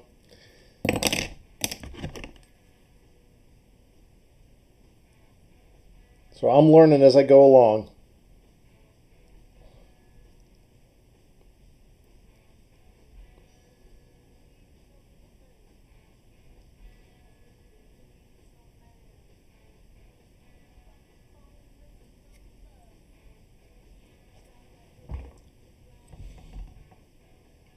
No, when you mold it and cast it, it comes out identical to the original sculpt, so you don't lose any detail at all, Frankie.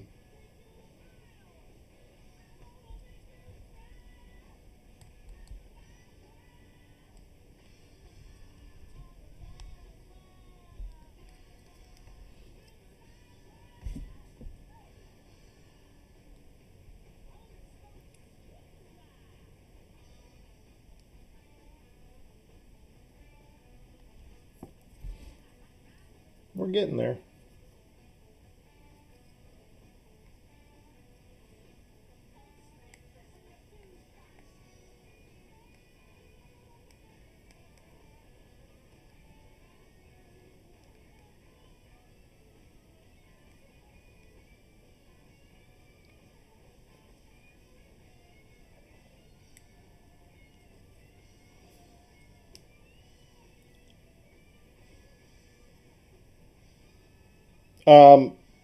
Don't have to worry about undercuts and such when um well, if there's a bad, well, to make it easier to pull out of the mold, I might separate parts. So kind of like, here you go. So like with the venom piece, because I didn't like the silicone will go into his mouth, and it'd be hard to pull that out because of all of his teeth and stuff. So I made that a separate part, and that way, when this is cast, it doesn't. It's a lot easier to pull out.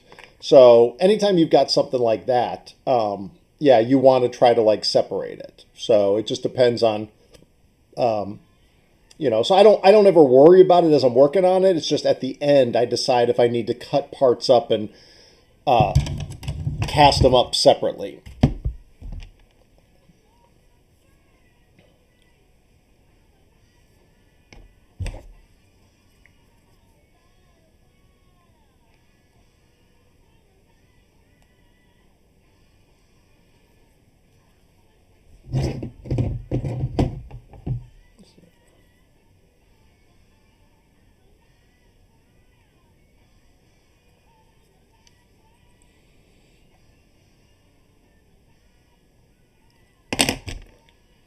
Yeah, I try to think about who's working on it in the end. So yeah, Stefan, I started with a foil on the inside. Yeah, I started, and have I ever had issues with cracks like with the sculpt cracking under pressure? If that is that what you mean, like with the actual sculpt being under pressure?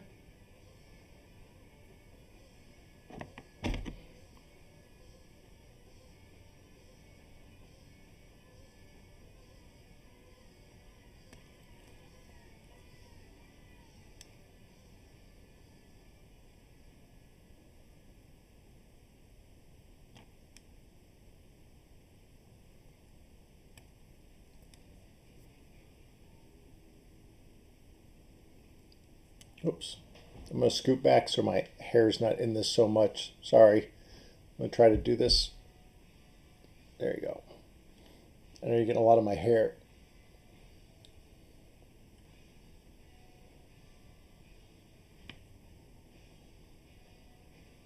As I start working on the detail more, I have to get it closer. Oh, do you build your silicone molds in a press? Yeah, yeah. So I make the mold, and like the whole piece goes into the pressure pot. So to make my mold, yeah, the original sculpt and the whole mold goes in there. And no, I've never had any problems with cracking like that. I've never had any pieces like get damaged because of the pressure.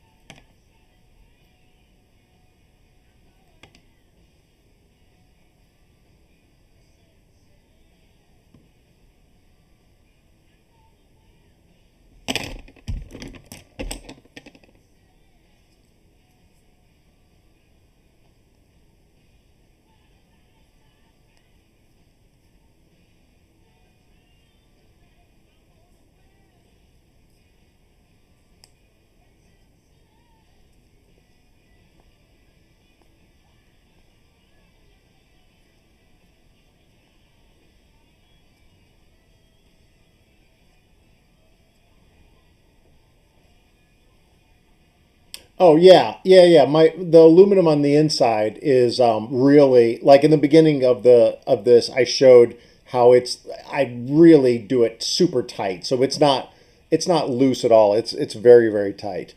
And yeah, a lot of people, Brian, like you're saying, a lot of people do the degassing like in a vacuum chamber. Um, I, I've I've never used it because I've just gone straight to the pressure pot. So I pressure cast my molds, my castings, everything, and that pretty much reduces almost all of my bubbles. And most of the resin that I use, it's kind of fast setting. The silicone would be fine, but the resin is fast setting, so I don't really have a lot of time to degas it. It starts to set up too quickly. So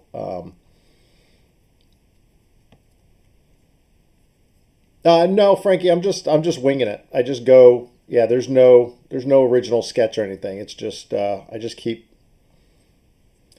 going until it looks right.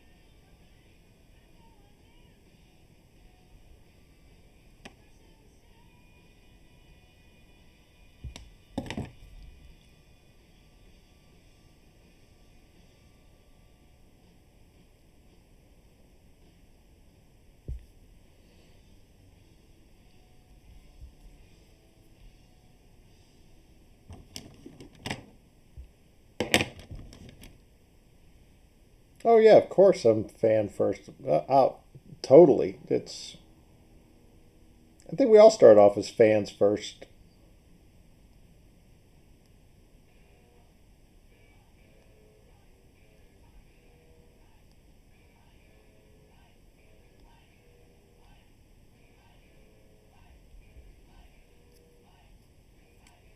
Oh, no problem, Rob. Thanks for watching, man.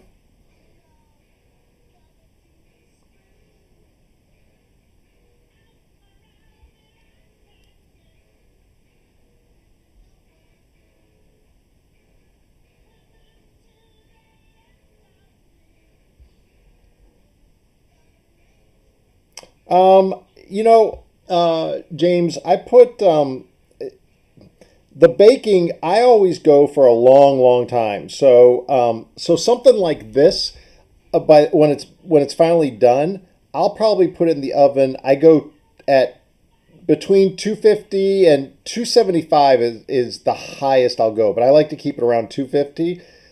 With this piece, I may leave it in the oven for like 4 to 6 hours, like a long time, and it'll start to turn like a really dark orange, and then I'll just turn off the oven and just leave it in there. So so I'll just let it cool off in the oven, and then it's nice and you know really nice and like sturdy and really stable and hard.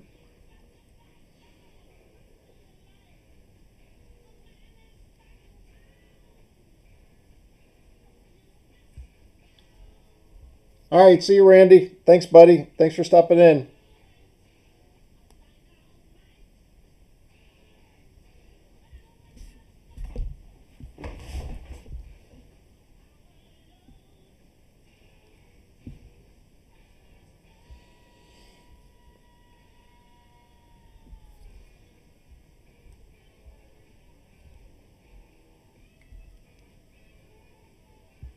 No, I don't. Hey, Gabe. Hey, buddy.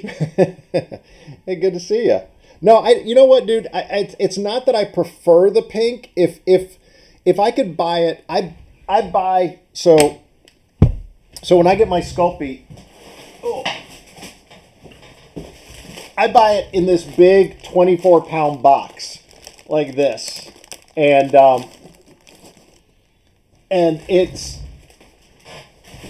really the cheapest way if you're going to buy it, and and I like, believe it or not, like the softness of it. I like that it's not too firm. I can move with it kind of quickly. I don't like the semi translucency of it. that part I'm not crazy about, but the sitting and mixing it and stuff like that. So if it came in this firmness, in that bulk size, and it was like gray, I'd totally buy the gray. But I don't want to sit and mix it up and stuff like that. So I just like to just get through stuff. So I definitely don't have a preference for the pink, but it's just the way that it comes, and I'm not gonna sit and try to mix up stuff. You know what I mean? So I think we all did that for a while, and I just kind of said, forget it.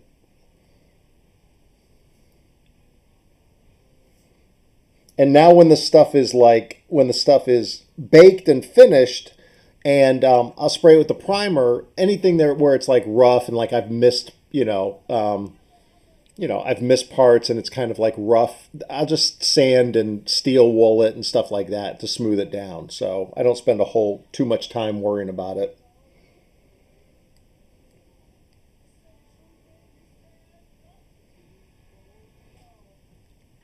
But digital guys like you don't have to worry about that stuff anymore.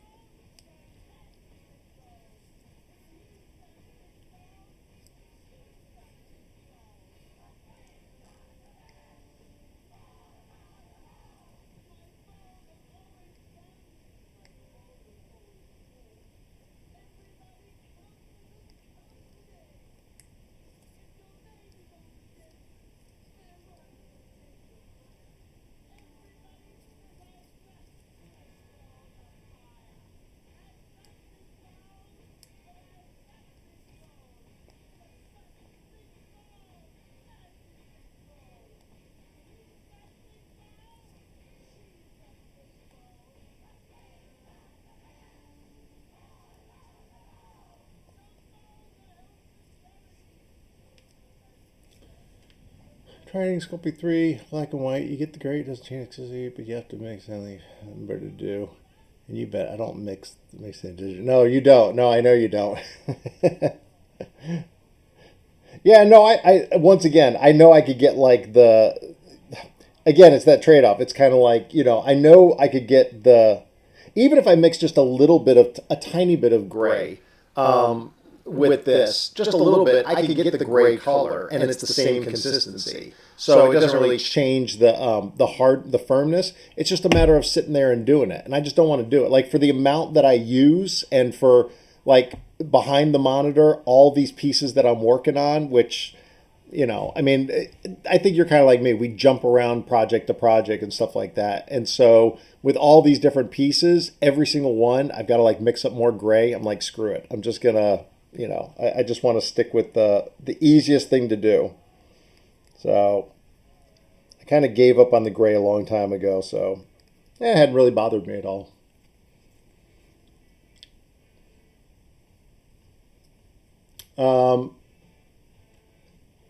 The cameras, it's the Logitech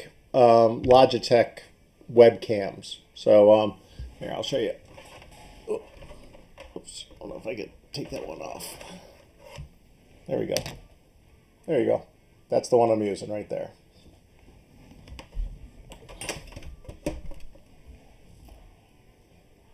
Oh, I wonder if you got a sneak peek of my office real quick. My disaster office. The smooth finish, James. I'll go over that. Oh wait, let me see. I'm looking at the replay right now. Oh, you did get almost a little bit of my office. That's funny. The smooth finish. So what I do is I'll go over it a little bit later, but I've got two. This is what I do, James. I've got a big container of brushes, and I've got one container of lighter fluid and one container of 91 proof alcohol. And what I'll do is the brushes that I use is I like to use the really firm, like they're called like boar's hair or something brushes, and I'll do it in the lighter fluid. And you brush that all over, and that'll really take down a lot of the roughness and stuff.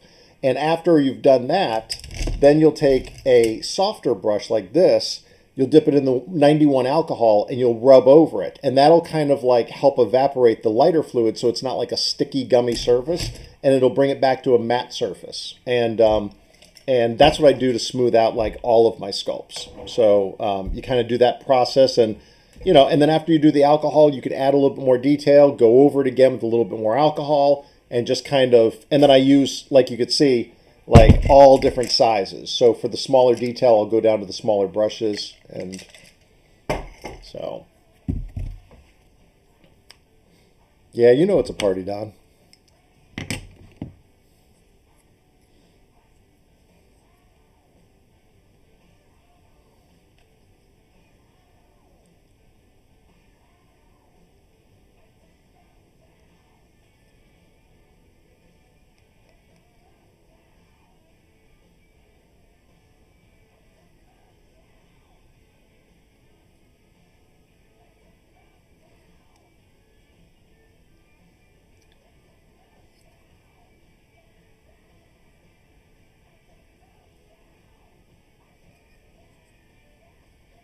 Would that work with Aves? I don't think so. Aves I always smooth out with just water and my finger and stuff like that. So I don't.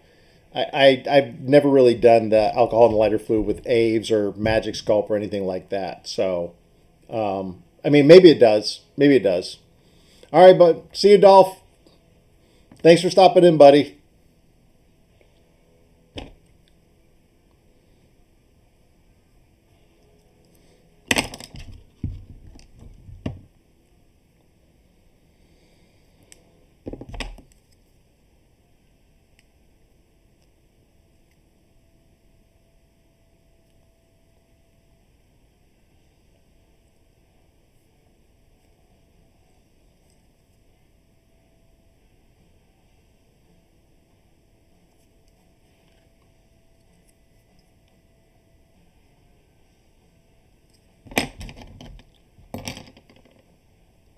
Oh, thanks, RJ. I appreciate it, man.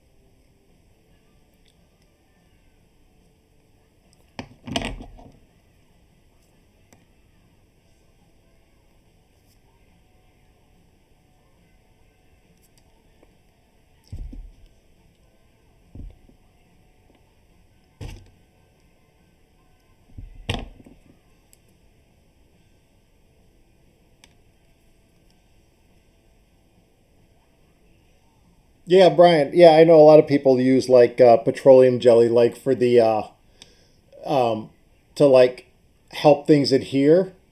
Um, uh, and I like to. I was showing earlier. I like to use liquid Sculpey, and it comes in a tube, and I empty it into this container, and then I brush liquid Sculpey on, and that helps it also like adhere and uh, and bond to the bond later on. Yeah. Oh shoot! I wanted to see Gabe. I have tried Monster Clay, and I love Monster Clay, dude. And I've done a lot of pieces in Monster Clay. I don't know if you remember that. Shoot, I don't have another one. That werewolf bust that I did, the big 1/3 scale, that was all Monster Clay. So I love Monster Clay. It's fantastic. It's so much fun to play with. Oh, thanks, Rob. Oh, thanks, Frankie.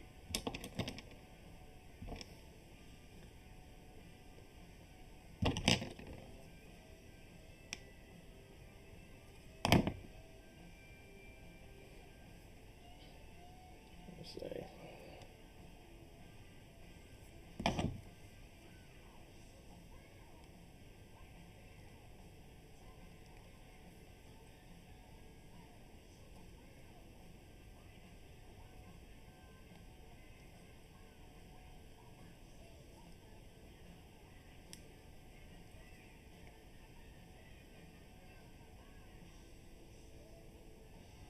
Any full scale, full quarter scale? Yeah, I started a new quarter scale Hulk, but I'm not showing anybody until it's a little bit further along.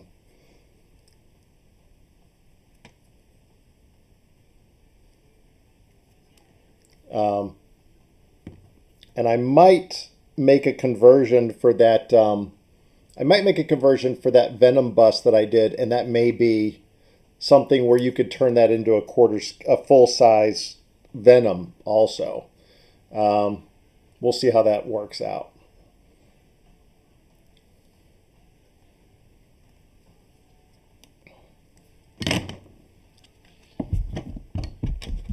Oh yeah, I can't wait to see the Hulk too, Vince. Slow going though. I'm taking my time. So, um, oh, Gabe, man, again, Monster Clay, I really do like playing with it a lot. The only thing is just, I do like when I'm breaking down a sculpt, like in like Sculpey and it's baked and stuff like that. Like once it's baked, like wax, holding it and being able to like not mess with it. So with the Monster Clay, once you get all the detail, breaking all the parts down and keying them and stuff is sort of a pain. But in terms of just sitting there and like just playing around with some stuff. Wait, I'll show you. I'll show you two small things that I did. You'll get a kick out of, like just like you're talking about.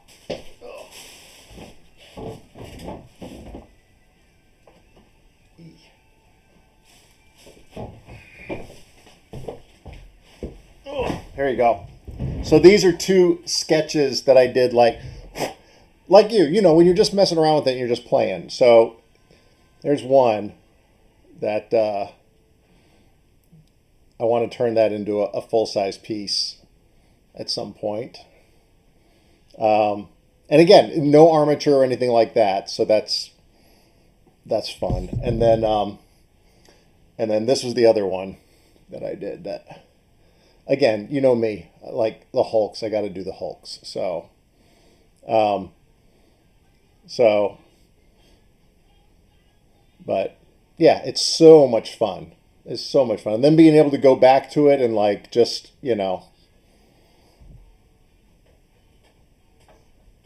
add to it and let it sit up on the shelf and it doesn't get messed up. It's awesome.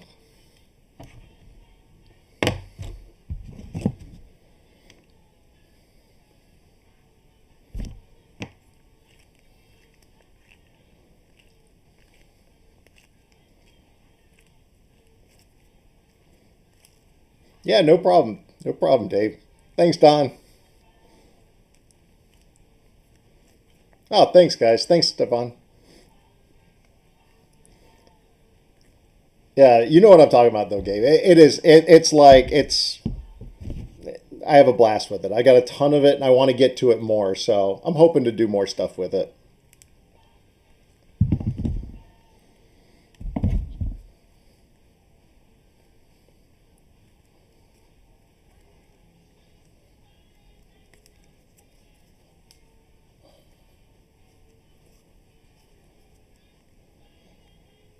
So I'll tell you guys another one of my my my, my secrets. Working with the regular Sculpey when I'm trying to get stuff done quickly. It's just so stupid. Um, when I'm trying to get stuff done quickly and it's like way too firm and like it's hard to like mash and stuff like that. Um, as long as I'm wearing like one of my crap t-shirts, I'll hold it under my armpit like this and I'll keep working. And the warmth of my body softens it up, and then I can take it out from my armpit heater and continue working with it. So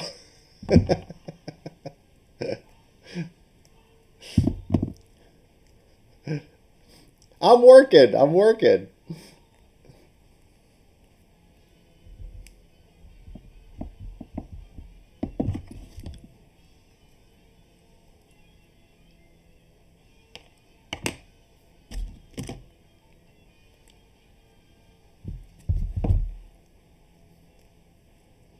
Hey, that's a pro tip for you.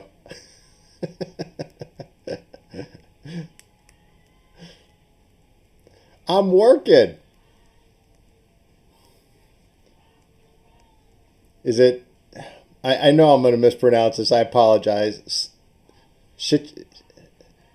Sh- Shiraz? Yeah, Shiraz. That's it. I'm working. No, there's no sweat. I don't put it under my t-shirt.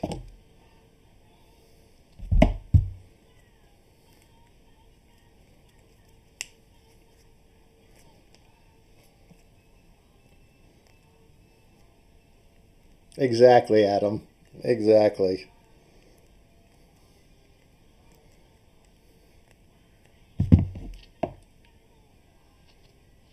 Let's see.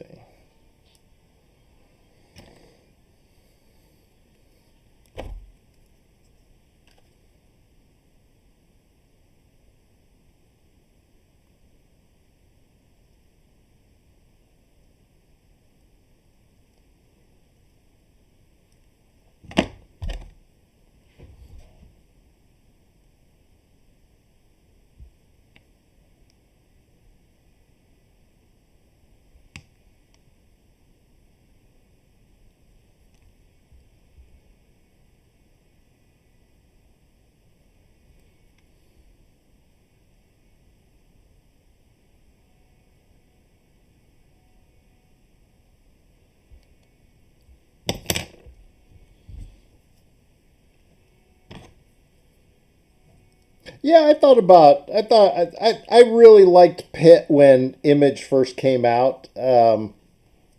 I mean, like everybody, I was a huge Dale Keown fanatic, and Pitt was just awesome. And I kind of got out of it because the stories never went anywhere, and and eventually I just decided that I don't know. For me, I mean, I don't know. They just didn't. Pitt had a lot of potential. They never did anything with it, and I've had a lot of people contact me about Pitt commissions, but none of them ever like went through. So,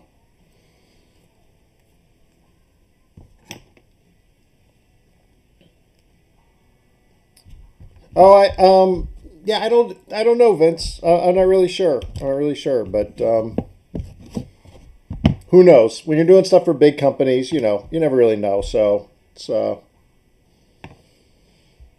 that's above my pay grade.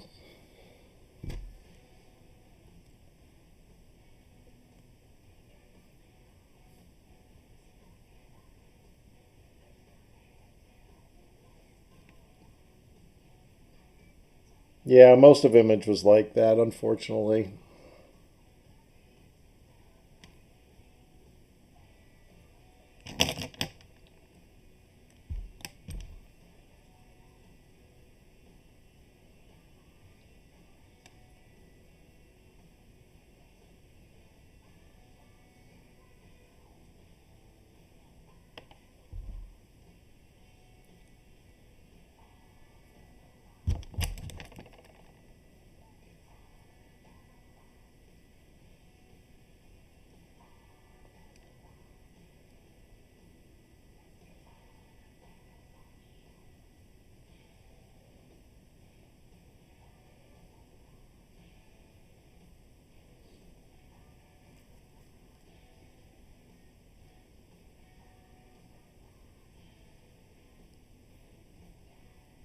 Thanks, Shiraz.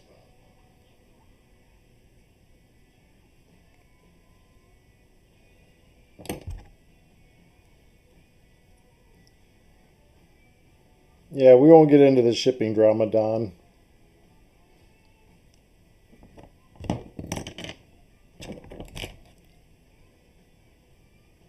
Yeah, I liked Sam Keith for a while. I liked I think Eric Larson was my favorite though. Like besides like I mean from that little grouping of like Image, I think Eric Larson was my favorite. I mean, well, at the time, Jim Lee was my favorite. Um, but I stuck with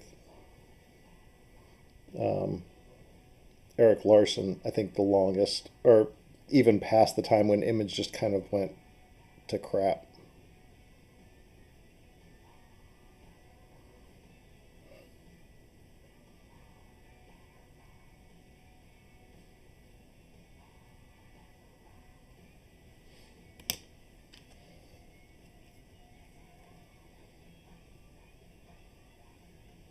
Yeah, no, Keith definitely he had his own style. I mean, I definitely liked his style for a while. Just I don't know. Keith was kind of hit and miss with me.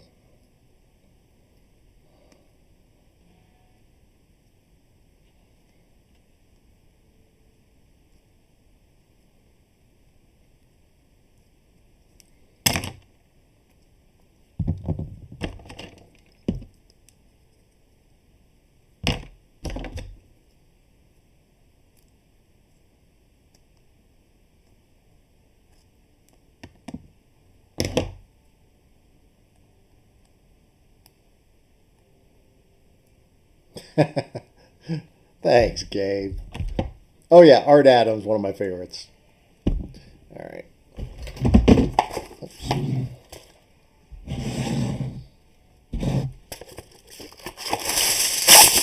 I like when Gabe does Gabe too. Everybody loves when Gabe does Gabe. Come on. But I know that you have I know your lack of self confidence will not allow you to accept compliments, right?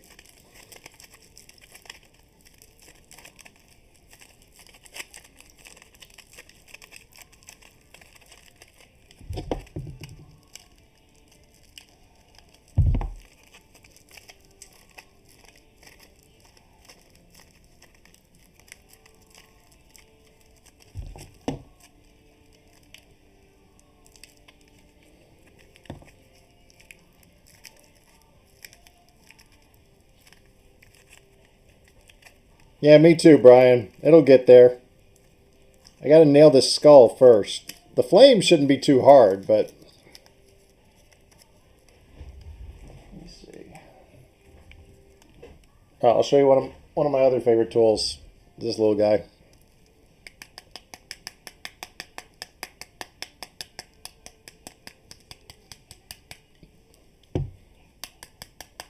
This is my Shawshank rock hammer.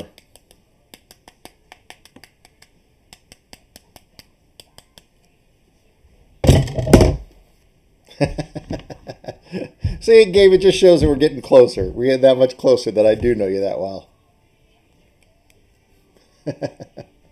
But not really.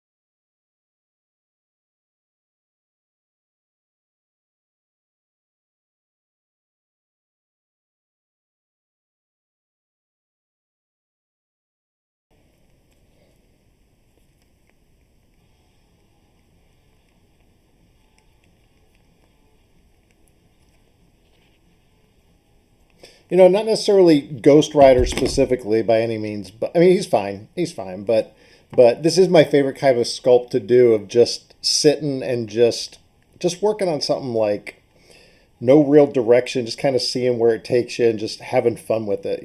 Just like this is what I love doing more than anything.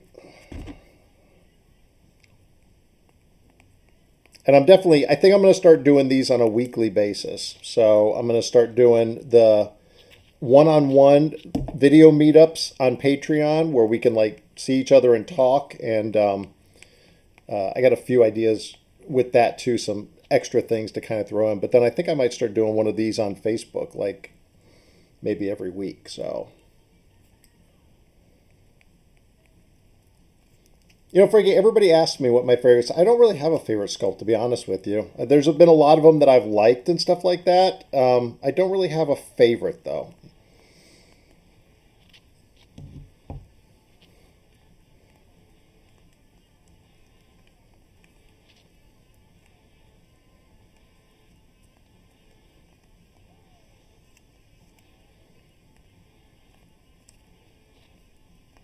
You kind of don't grow too. I don't know. You don't grow too attached to your sculpts after you've been doing it for a long time. You try to do the best you can. You might be really happy with the results in the end, but and some people may have like favorites with ones they've done, but I don't think I have though. Um, yeah, you've mentioned Twitch before, Amir. What's the advantage of Twitch though? I'm curious. I'm not dismissing it. I'm just like, what's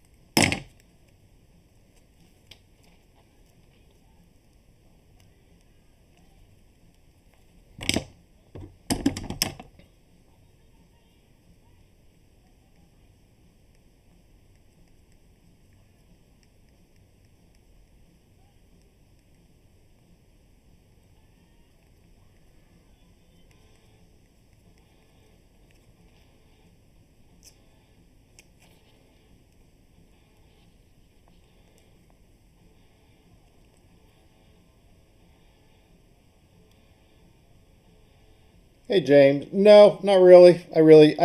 I draw. I mean, I'm okay. I sketch. I'm very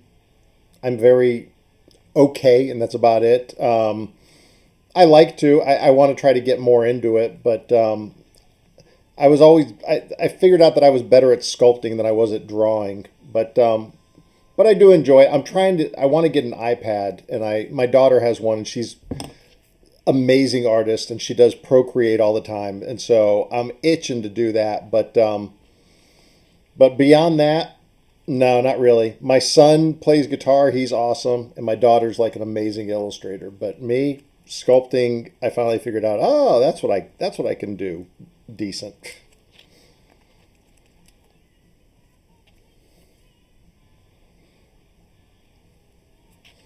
All right, you get a broader audience, but you could stream both at the same time. Also, you can get subscribers. Okay, all right. I'll have to check it out. I'll check it out. I take your word for it.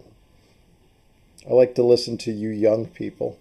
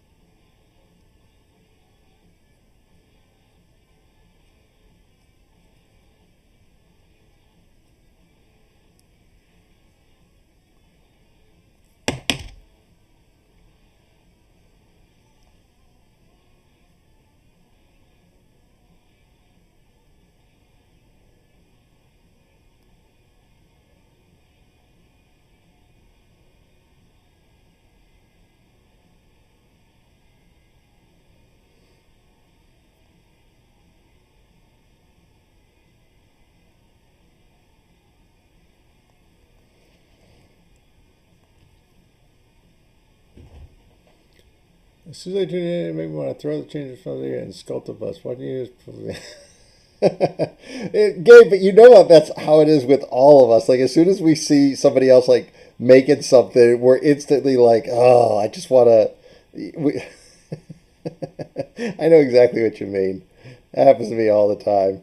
Trust me, every time. Believe me, I've got ZBrush. I've had ZBrush forever. I told you before. I've been sitting on ZBrush forever, and I've got a great book on how to do it. And every time I see you or Keith or or Joe or Mark or Tony or anybody posting something new, I'm like, oh my god, I gotta break that book out. I gotta start doing this, and I just haven't done it yet. But I know exactly what you mean. It's so funny.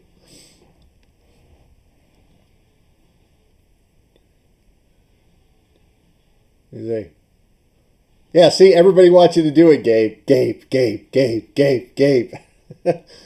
um, yeah, James, absolutely, man. I'm always happy to help. I get like people contact me like a lot and ask for advice on their stuff, and I'm always happy. I don't tend to. I never critique unless somebody or give any advice unless somebody like specifically asks for it. So, if you're looking for some, then sure, I'm happy to try to help.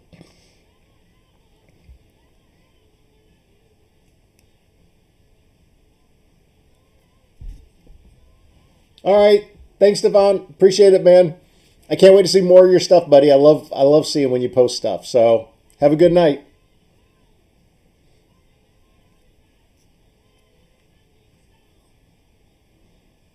Oh, I know, Gabe. I know you're awesome, and believe me, Keith like teaches a class on it. He's already offered to help. Like I got plenty of people offering to help. It's just a matter. It's just the time, dude. It's just being able to stop trying to earn money to like learn. It's I know. I'm gonna get to it. It's all I've got are nothing. All I've got are excuses. So, but I really do plan on getting to it at some point.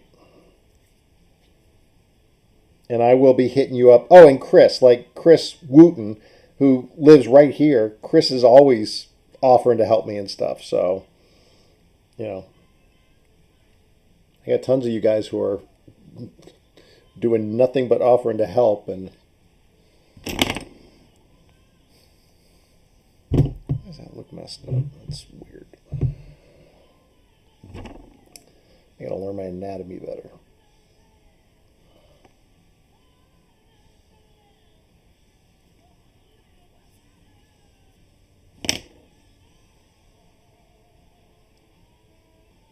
Any chance of cropping in your shot? Not if it's be just be more close up as you're sculpting.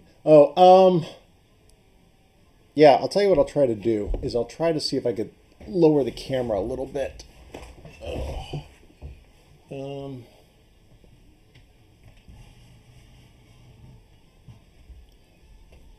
because as far as the going into the program, I know there's got to be a way that I could crop it in closer, but I don't. I'm not that skilled with it yet, so.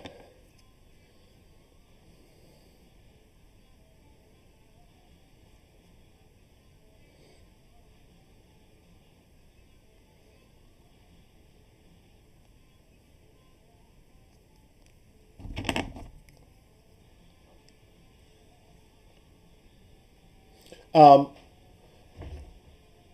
yeah, so James, you could totally send me a pic like on Messenger, and I'll take a look at it like tomorrow or something, and yeah, I'd be happy to help.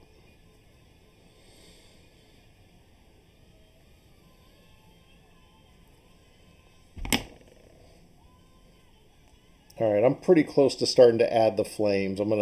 Everything else now is just gonna be kind of like trying to tweak little detail and stuff. I think there's still a lot more. Obviously, it could be done, but I don't want to tweak this to death all night.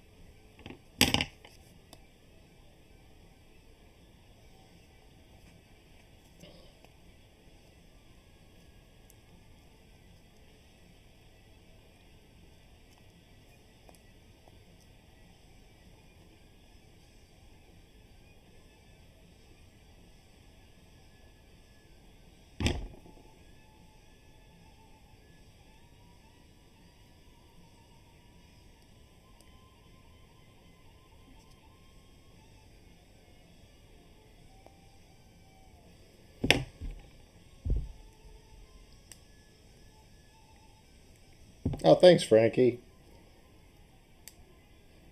It's actually kind of tough because it's like I said, I'm going a little bit faster speed than I normally would just because I want to try to get through it for you guys.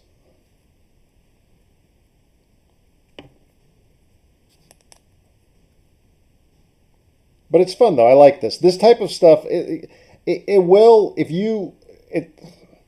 It's one of the things that I really push on people who are like trying to start off and stuff like that. Like, really, if you can set deadlines for yourself, and if you could make yourself um, really do stuff in a kind of quick way, you'll get a lot better a lot faster.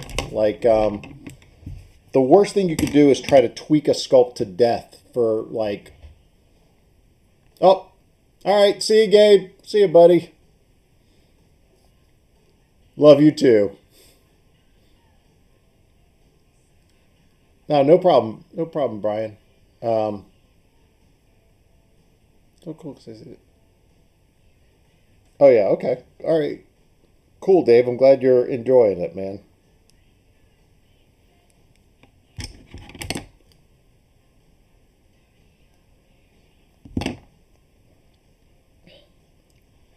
All right, so like I said, I'm gonna start adding these flames in here in a second.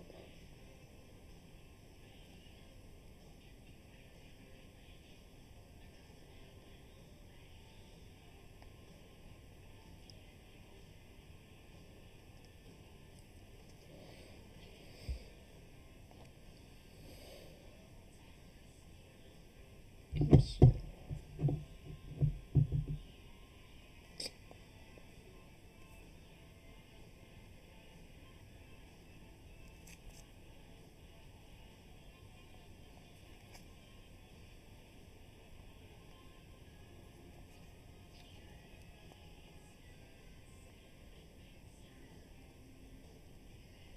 I mean, obviously, this is much more of an exaggerated skull than a realistic one, but again, that's just part of me having fun.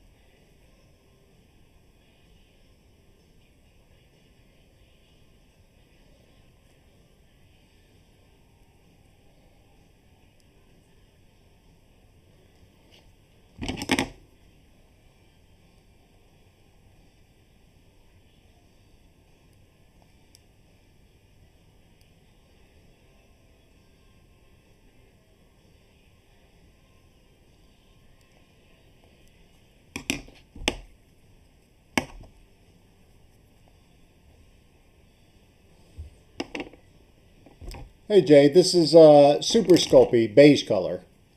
Yeah, Frankie, this is my full time gig, man. This is all I do.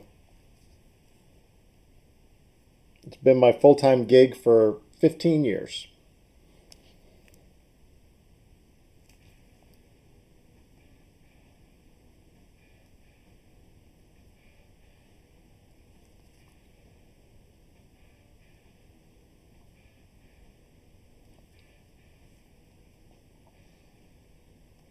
No, you're right, Don. He's got to be exaggerated. Well, I mean, he doesn't have to be, but he lends himself to that for sure.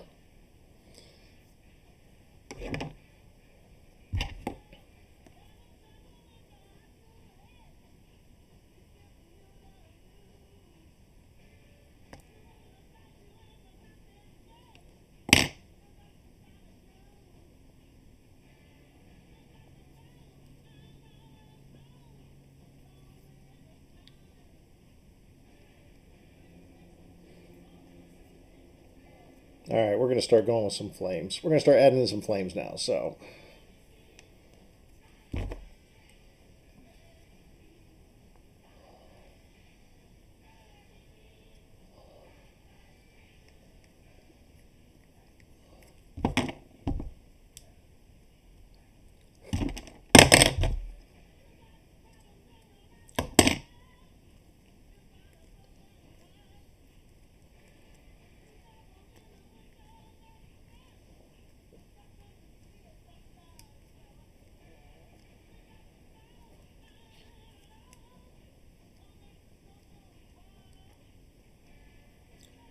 Flame time.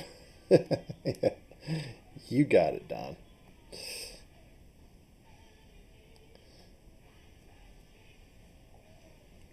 The flames are probably one of those things where I would add some, I would bake him, and then I would maybe like go back after he's baked and add some more, kind of trim some down with the Dremel, and keep playing with it until I like the way it looks. So it doesn't necessarily have to be like finished right now, but let's see.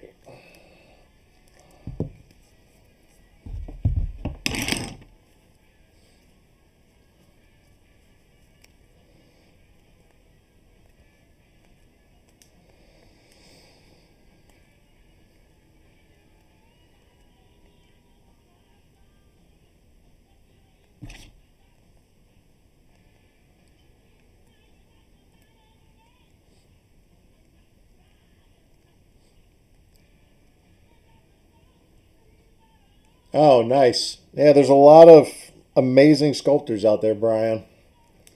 So I appreciate you stopping in.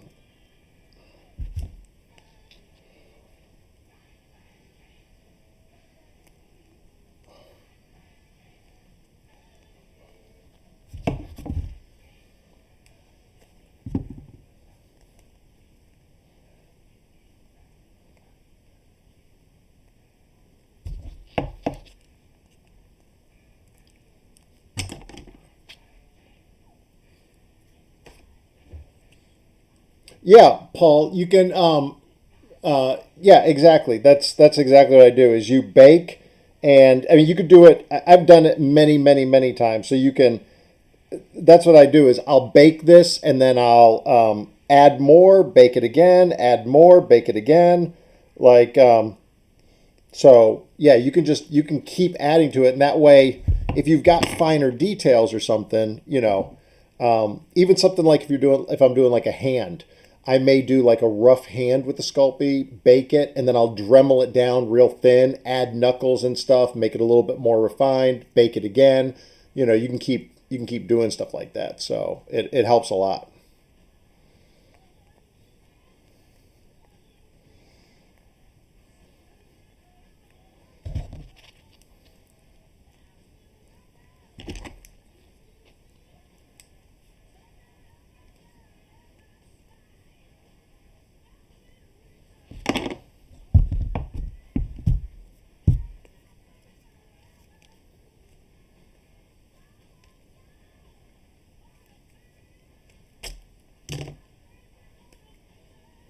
All right, so some of the Sculpey is a little bit too firm, so you know what I'm doing. Ta-da! Anybody who missed that before, I'll fill you in. When when the Sculpey gets too firm sometimes, and I need it to soften up quickly, not under my t-shirt, but I will put it in my armpit with my t-shirt here, so to warm it up, and it makes it nice and soft, so I can move with it quick. No sweat, Frankie. I already told you that. No, I haven't made Ghost Rider before.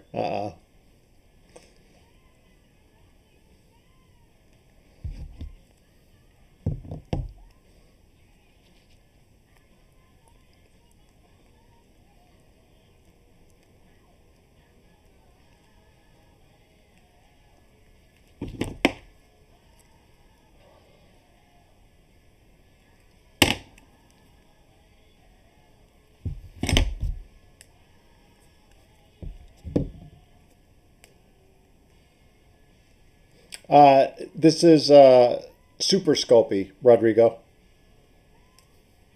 Yeah, it's that time again, Don. No sweat. I told you that.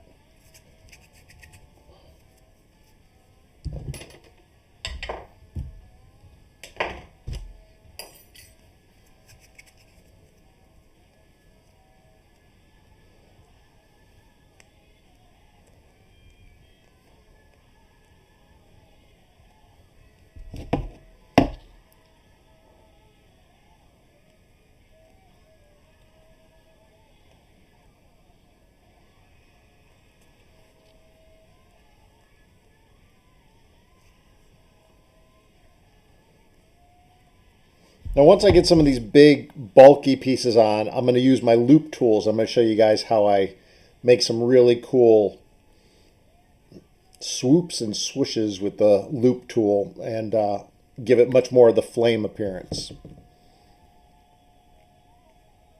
No, I don't use. Hey Tracy, I don't use the clay softener. I don't. That stuff. It's so oily. It's messy. As far as this stuff goes, all you gotta do is just like when you warm it up, so you keep it warm in your hand, or like I've been showing people, and like basically when I need it to be warm, it's terrible. It keeps making me laugh. It's my secret. I put it under my armpit, not under my shirt though, because everybody keeps thinking that I stink it up, but I don't. It's one of my dirty, like old t-shirts, and I put it here, and it keeps it warm, and then it's nice and soft for me to work with. But I don't use the clay softener now to smooth it out. I'm gonna show you guys afterwards. I've already shown some people is I use lighter fluid and alcohol, and I use all these brushes. So first you brush it down with a really coarse brush with lighter fluid, and then you go over it afterwards with a really smooth brush with alcohol, and that evaporates it, and it gives a nice matte finish, and it makes everything smooth down and really nice. So in the very end, I still might sand any parts that might be a little like any imperfections or something, or steel wool, but it's mostly smooth down and ready to go. Oh yeah, Paul, I incorporate other stuff. Like I'll put other stuff in there depending on what it is, but chains are a good example. Chains are no reason to try to sculpt chains when there's so many good sources out there for them.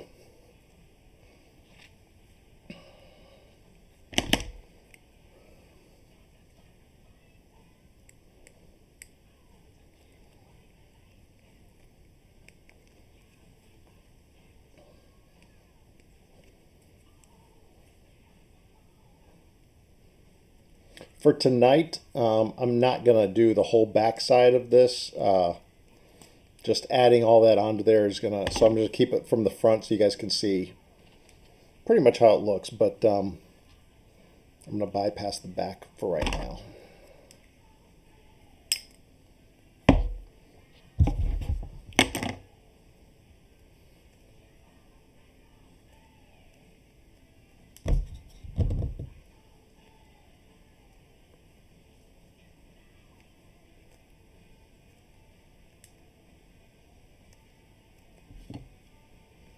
This is like quarter scale, kind of to go with the. All right, see you, Don. Thanks, buddy. Catch you soon, bud.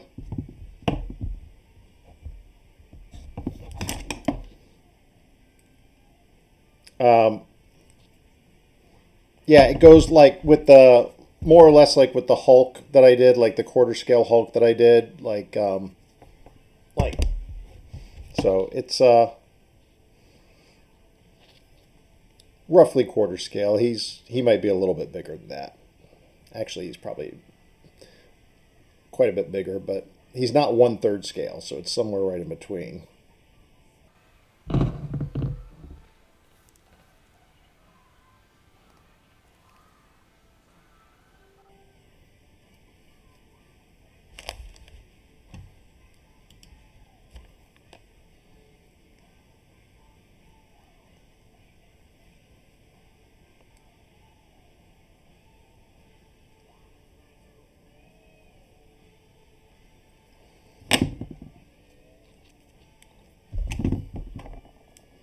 Oh, this is just going to be a bust.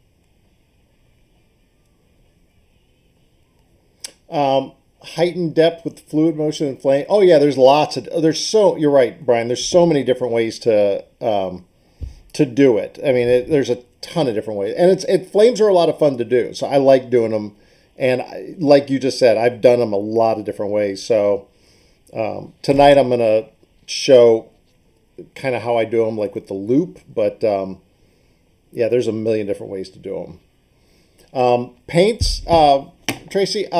I use, like, you can kind of see over my shoulder, up on the wall there. It's all the cheap craft paint that you get from like Hobby Lobby, Michaels, any like art supply store. That's all the paints that I use. Is pretty much just all the 99 cent and $1.25, like, acrylic paints. So it's all acrylic, but cheap stuff, nothing expensive. Hey, Mike. Hey, buddy. My good buddy Mike. Dude, you've been here from the start, since I started. Mike is a tattoo artist extraordinaire. I can't believe how far you've come since you started that, man. Your stuff's looking amazing.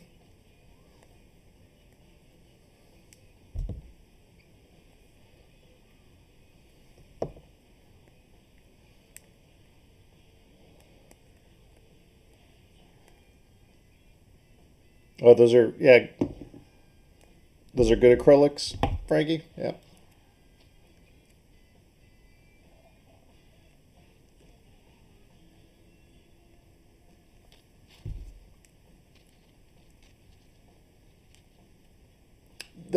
You mean these busts work well with those paints, Rob? Is that what you mean?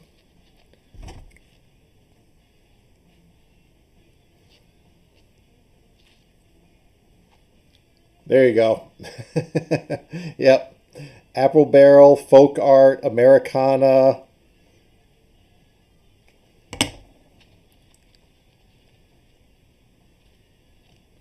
All right. Again, I'm just getting the rough shapes in right now. This is not the final flames by any means.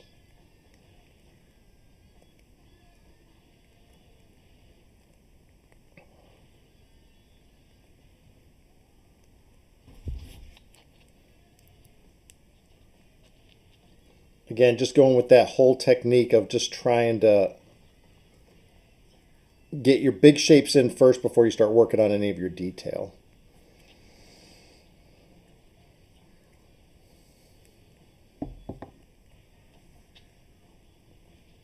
Oh yeah, I use my 40% off coupon all the time. Every time I go.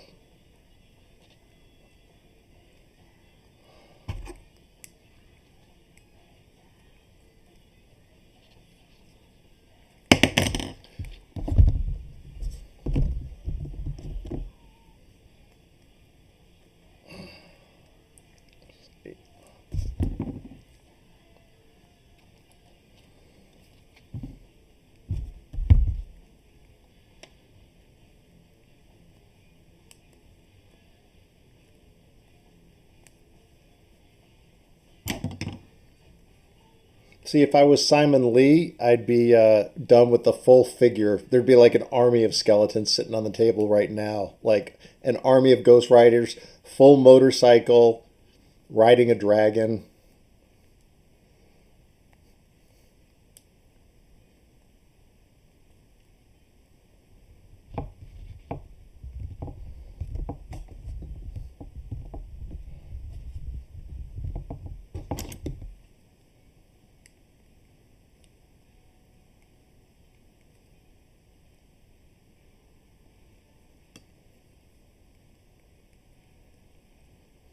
Yeah, he could probably be turned into Eddie pretty quick. Thanks, Rob. We'll see.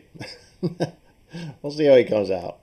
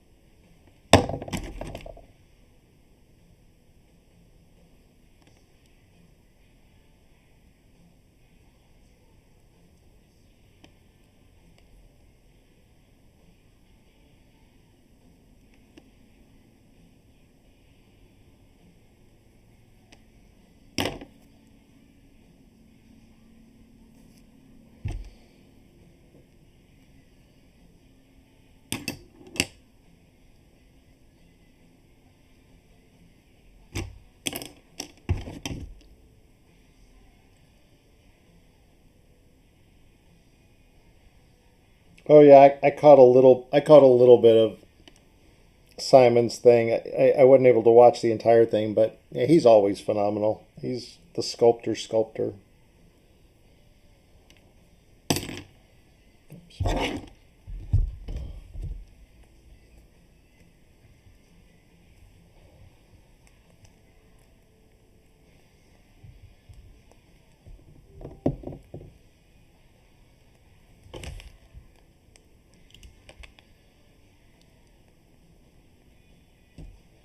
Oh, if you haven't been over there yet, yeah, definitely go check it out, Frankie. It's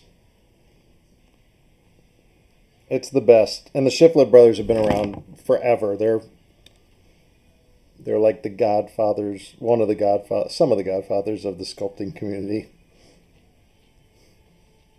They've been around forever.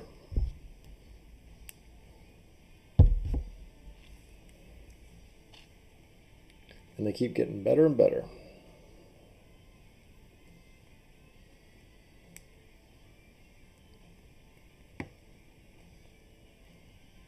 Yeah. Thanks, Rob.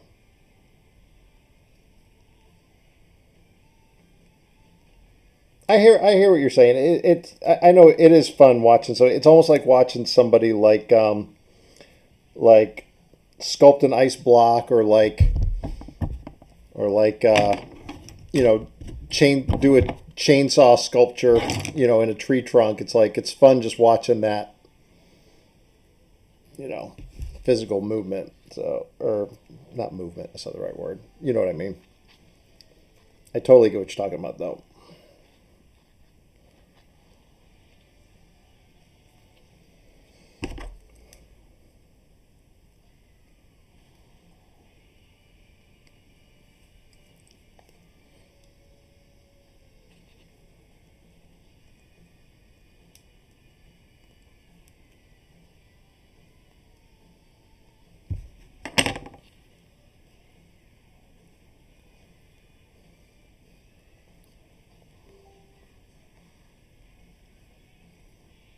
All right, so now I got it to this stage. I'm gonna start having fun with the flames. Now you're gonna see some really cool stuff start to come out.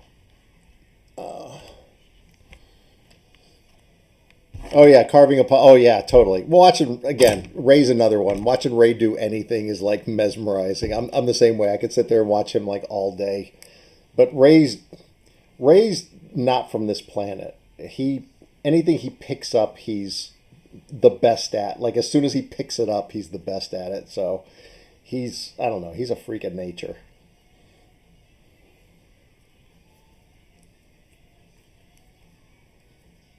Oh, I've got a pasta roller, Tracy, and I do that. I do that quite often. But when I'm sitting there working fast, it's sitting right over there. Yeah, I roll it through a lot of times, but like a lot of times, my armpit's right here. It's like it's easy. It's just right there. Just stick it in, warm it up. It's my own built-in portable little warmer. So, all right. So let's get ready to. Let's see that one and. Let me see, where's my other?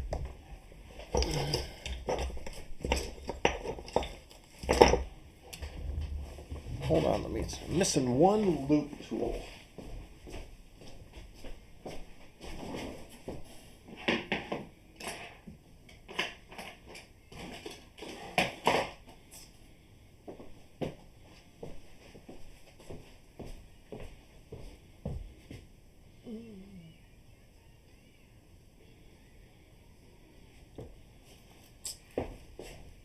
I hate that when I'm missing just one tool. One of the ones I'm looking for. All right, that's fine.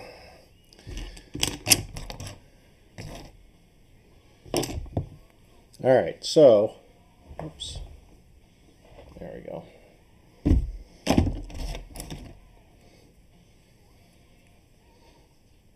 Okay, so now again, I'm gonna go larger to smaller.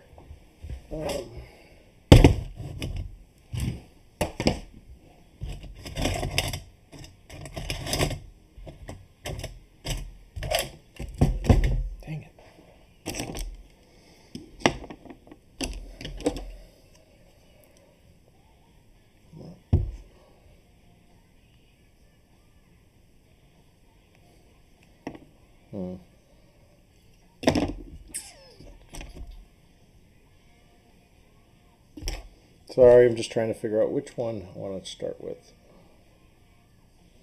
All right.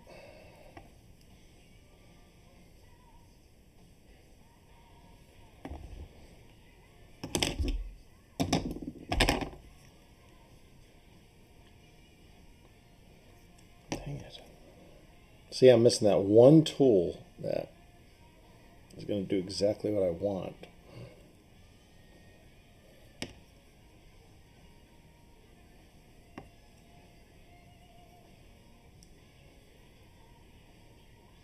Oh, the Sculpey, how does it feel? It's Sculpey's great. It's not sticky at all, Rob. It's very slick. It doesn't stick to you at all. It doesn't.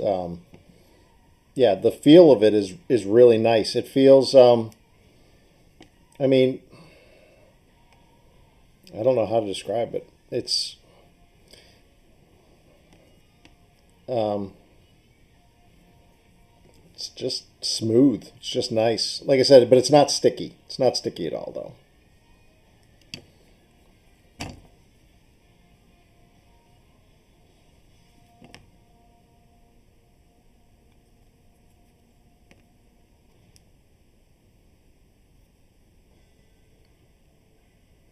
Oh, thanks, Rob.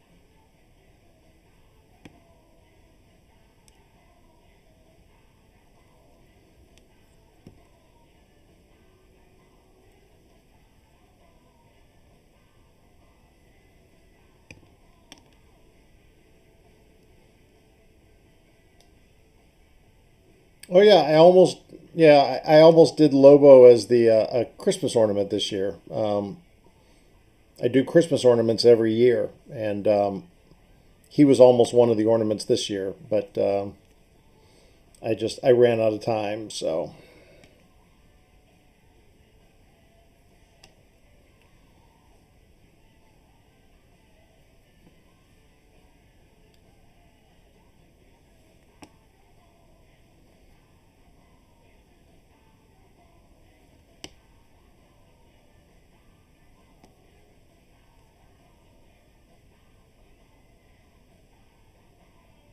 Ah, thanks, Lewis. He's coming. He's coming along. All right.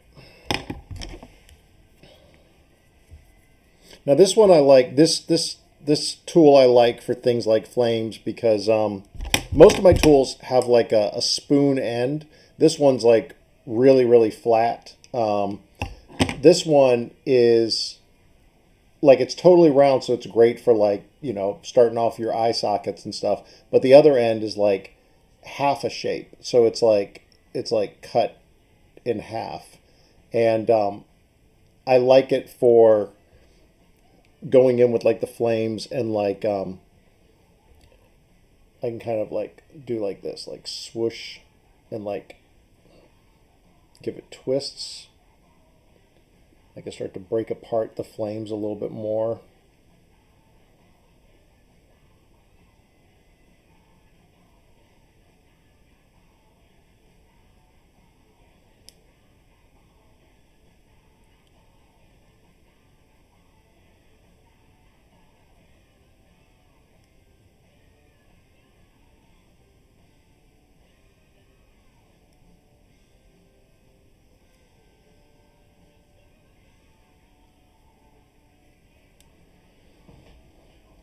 Um, uh, if I want them to be longer and thinner. But the other thing that I like to do, Paul, is a lot of times, like at this stage, I'll take the epoxy putty and stuff, or like I'll bake this and then I'll add epoxy putty, but I won't try to make it detailed. I'll just add these long strings and then I'll go in and I'll Dremel it and stuff, and then I'll add more detail. But the epoxy putty underneath gives it like a nice strength, and I can.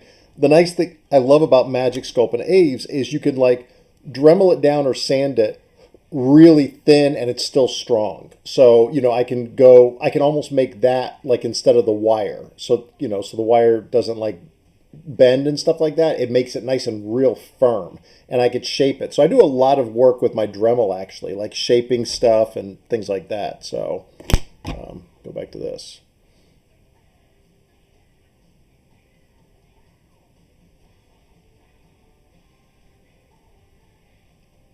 Yeah, it is kind of like soft serve, isn't it, Frankie?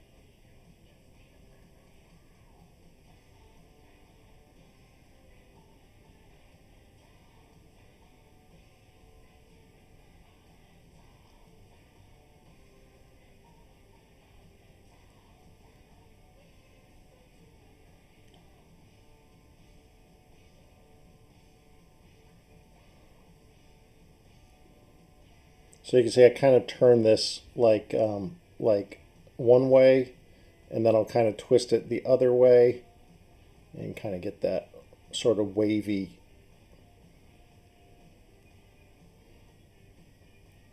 appearance. Now I start blending things in more so it doesn't look so um, symmetrical, I guess.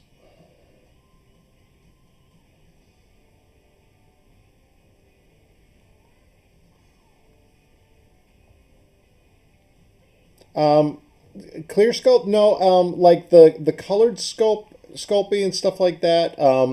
My daughter does a lot of like she does a lot of like she's 17 and she makes really cool little like creations and stuff, and she liked to use like the colored sculpey a lot, and she used the clear a couple times. I've never used it because most of my stuff that I make, it's all molded and cast, so I don't tend to use if I'm going to make something clear like his flames.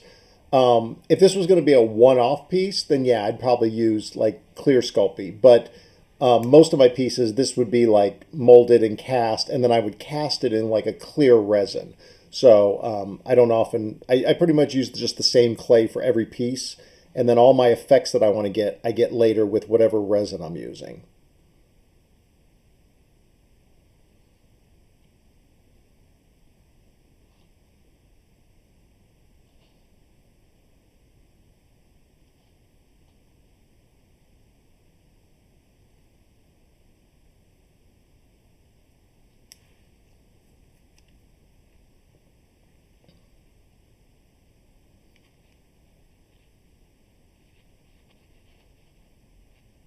Oh yeah. I haven't played around with a lot of oil-based clays. Yeah, I mean, I really haven't. So I couldn't even speak to it really. Um, I've been using Sculpey almost from the very beginning. So,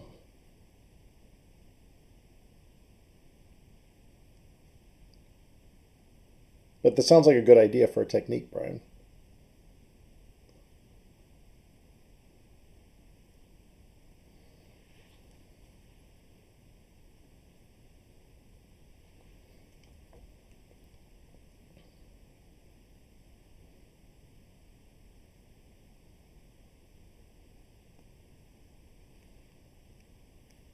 Um, how's it look to the Hulk bus so far? Let's see. Well, he's a little bit bigger than I wanted him to be. It's partly because of the speed I was working tonight, just trying to get him done. So he's a little bit bigger, but he's roughly, he's got. Let's see. There's the Hulk, and yeah, let's see.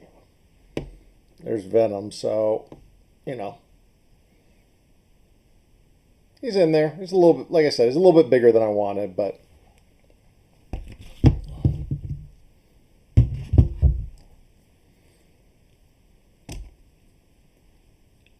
if I don't use him for the line of busts, I may just make him like maybe just a one off. Maybe I'll just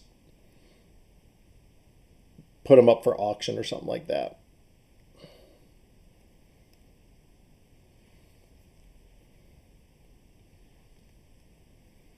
Ah, thanks, Amir.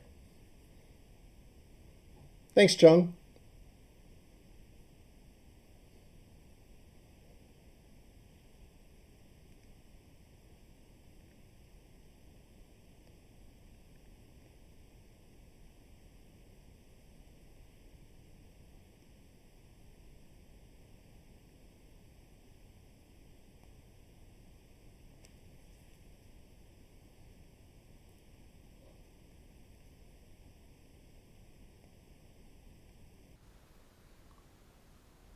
Thanks, Tracy. Happy Valentine's Day to you too. Have a good one. Thanks for stopping in.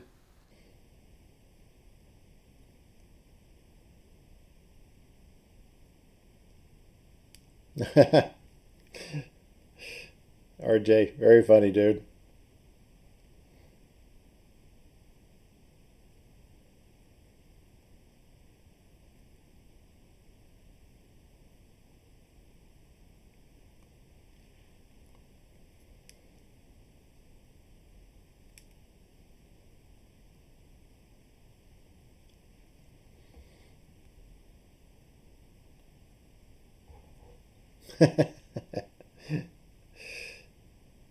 Yeah, you gotta watch it, Frankie.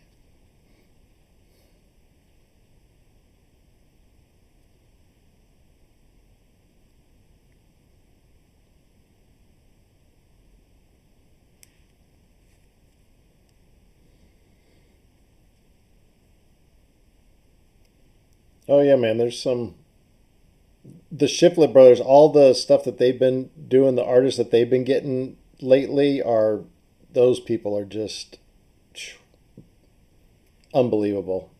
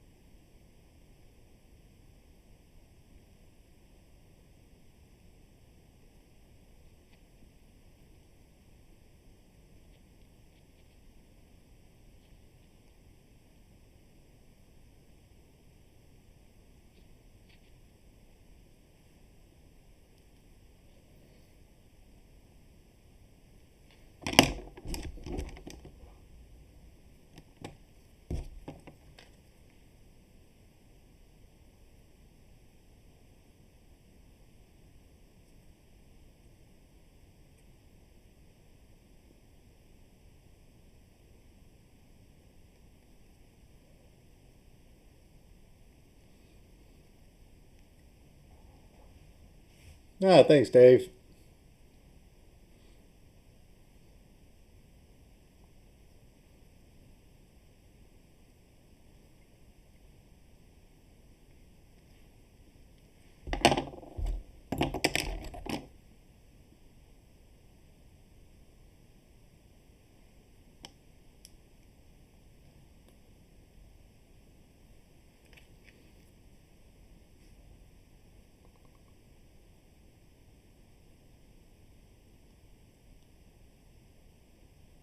Oops.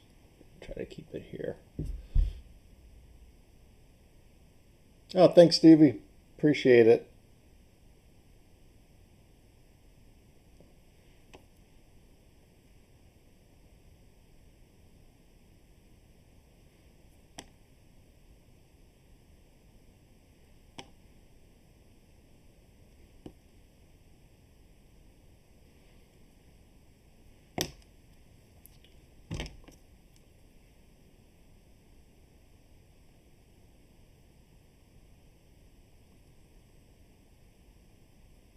Thanks, Adam.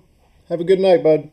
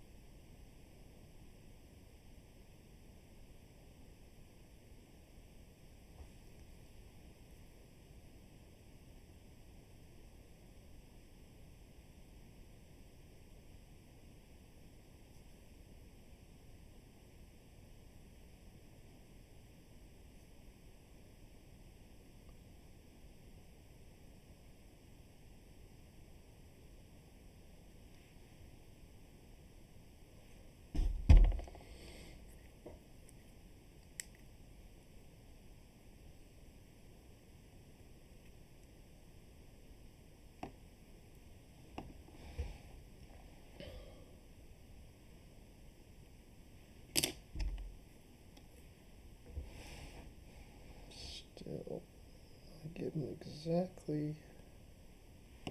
Let's see. That's better.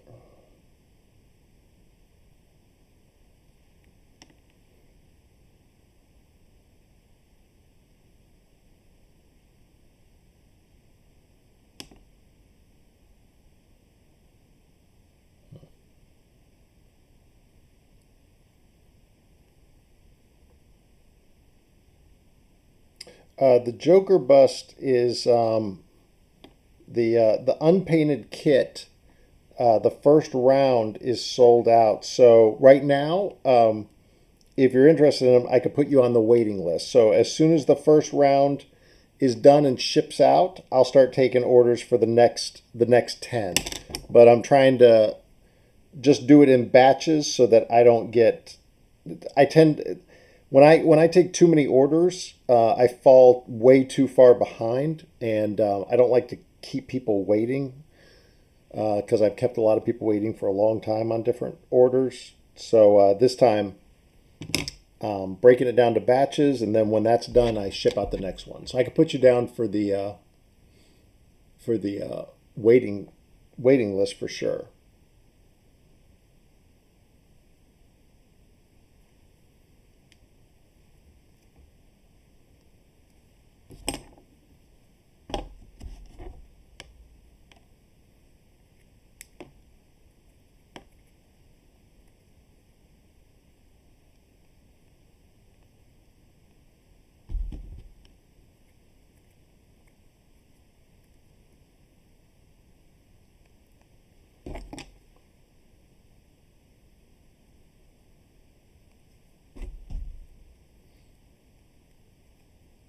Sounds good, Frankie.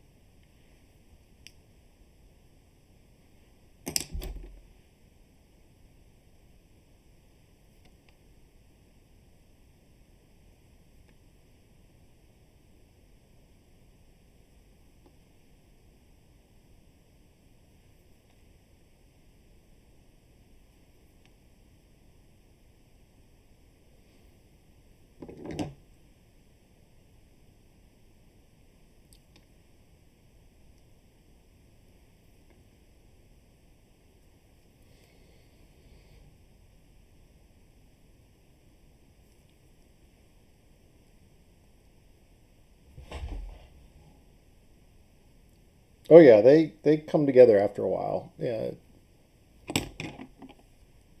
Let's see.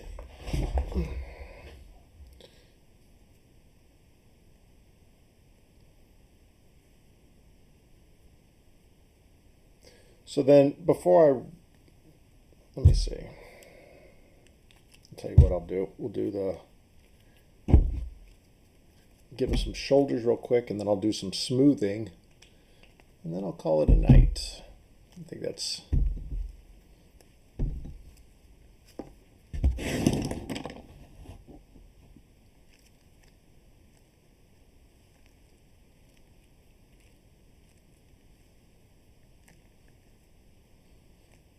I got through a bit while you were gone, Scott.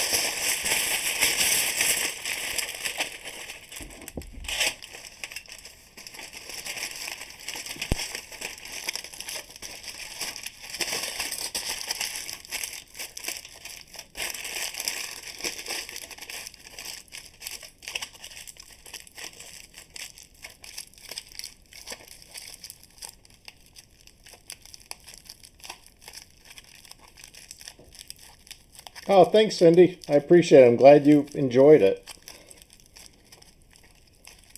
It's a little bit faster than I normally work, but it's always fun to kind of see the process. So,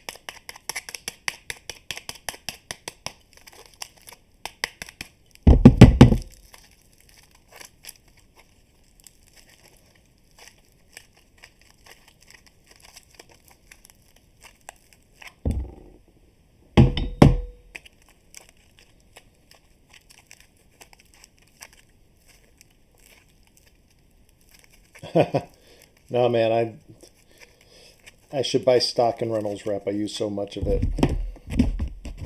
Oops.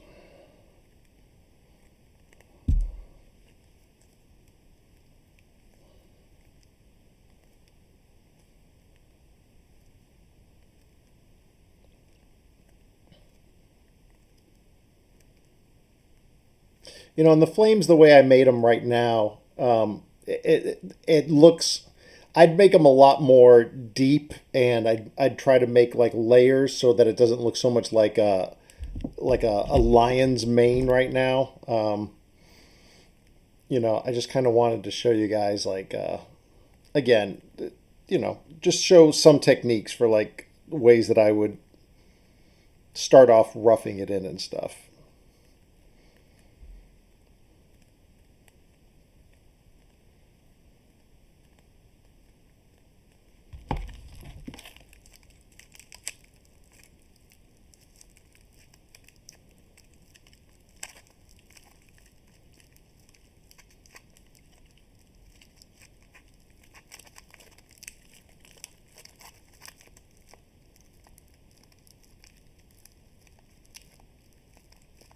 I don't know if Reynolds would want a flaming skull as part of their campaign, but who knows? Maybe if I did something a little bit more family friendly.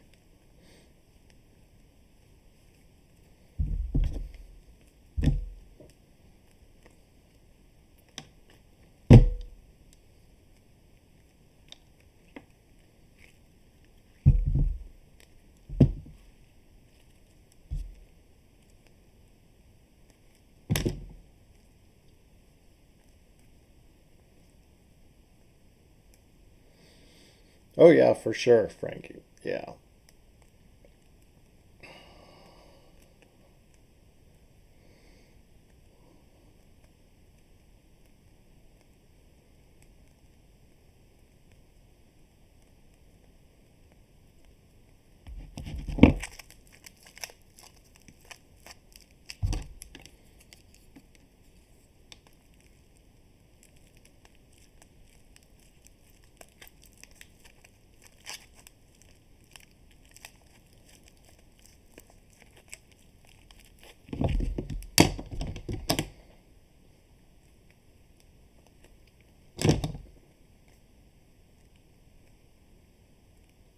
Glad you.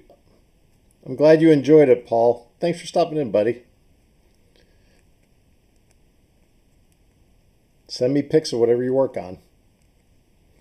Thanks, Lewis. Night, Paul.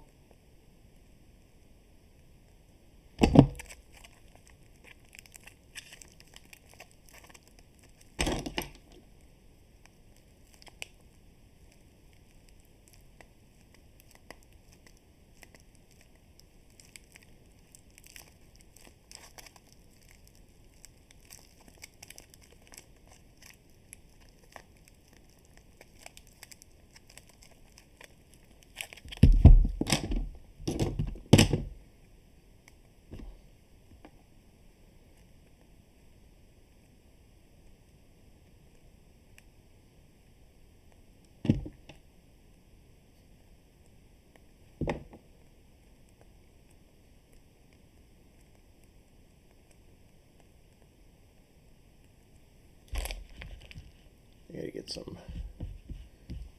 music back on. Let's see.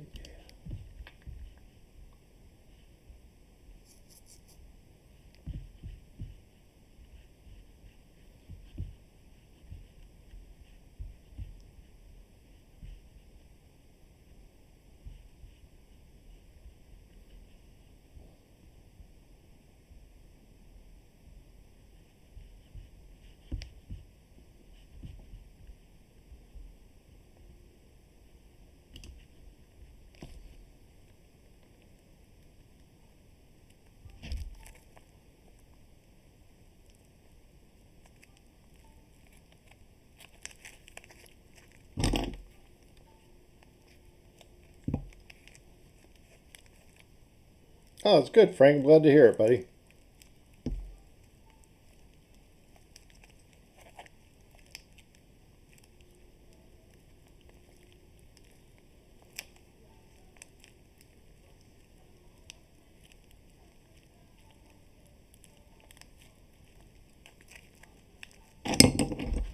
Take a look at something.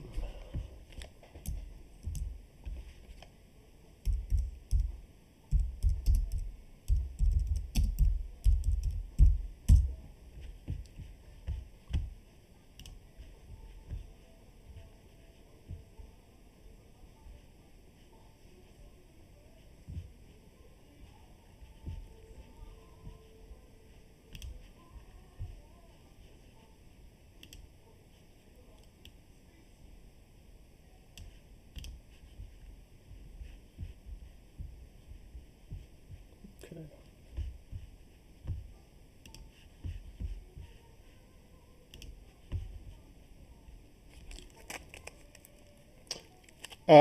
What camera do I use? A lot of it is my phone, and then I've got a real cheapy little camera. It's like a little Kodak or something like that. I need to get a new one, but it's It's like I said, it's just one of those little portable cameras, and it's probably 10 years old, and it's more about like the lighting situation, that when you take your pictures, like just how they're lit. Don't blow it out with light. You know, um, you don't want to blow out all the detail. You don't want it too dark. You don't want it too fuzzy. So it's just a matter of, like I said, with my garbage camera, I mean, I can take decent pictures. You just gotta tweak it until you get it right.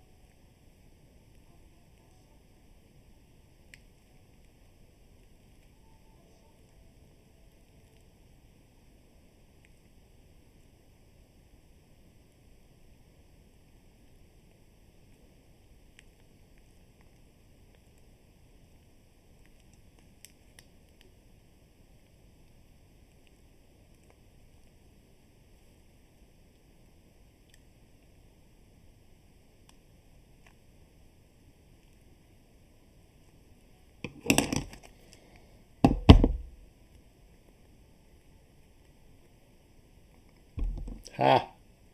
Very funny, Francois.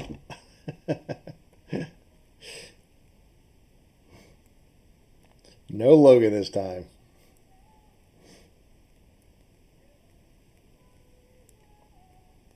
Although this time it wasn't my choice. This was by vote, so.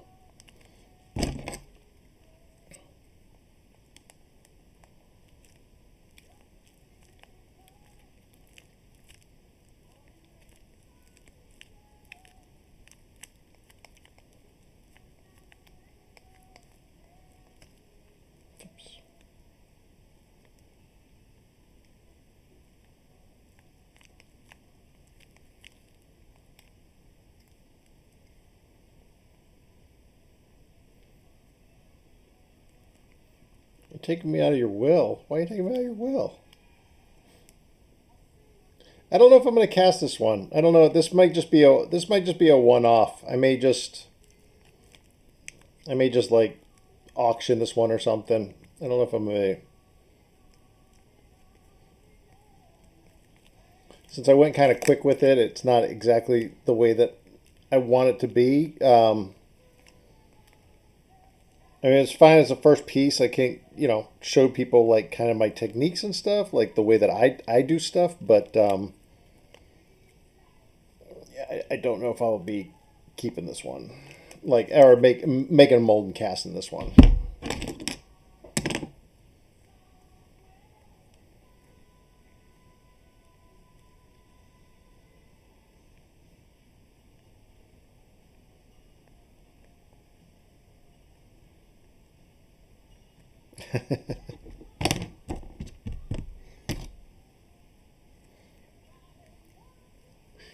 I know what you were talking about, Lewis.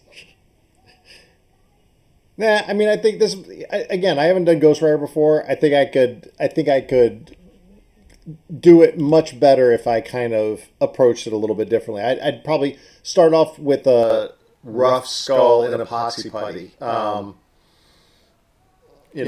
And so just because he's not going to be a piece doesn't mean that I won't make another one that's, you know, trust me, if I do another one, you'll end up looking at it and being like, "Oh yeah, that was a good call. That was a good call." So this one's much better. So, but again, this was just more for fun. I wanted to try out the live video, and again, it kind of shows how I do things in general, more or less.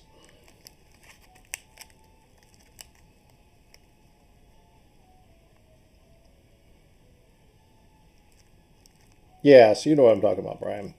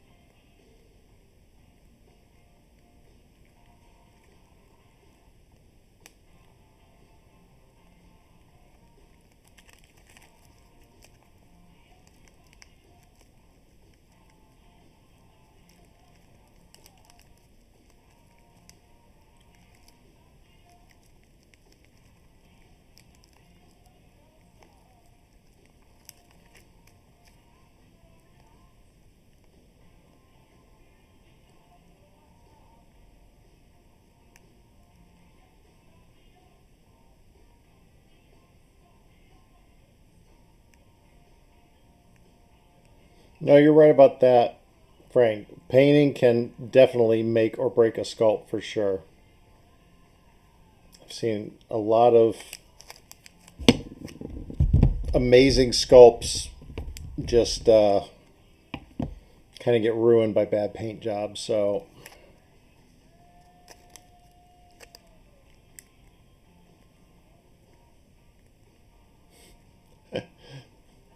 sorry, Adel. That was not my choice. He got beat by the votes.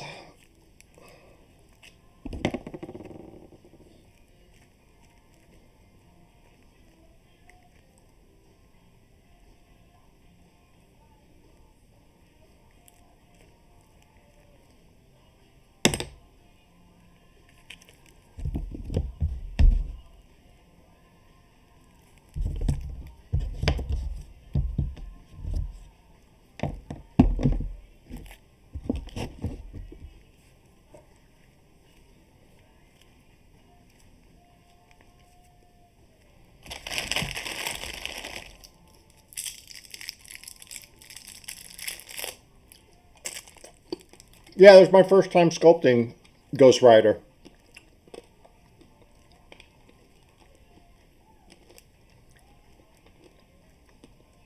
I'll get to Shadow eventually, don't worry.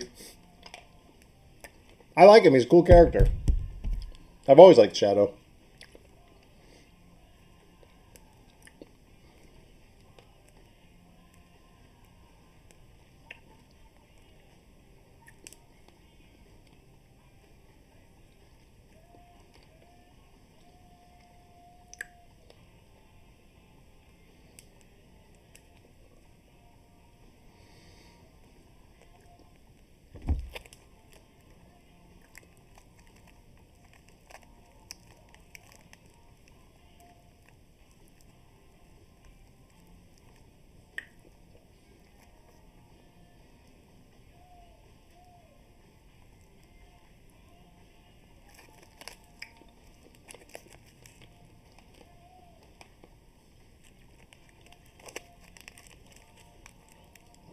Howard the Duck.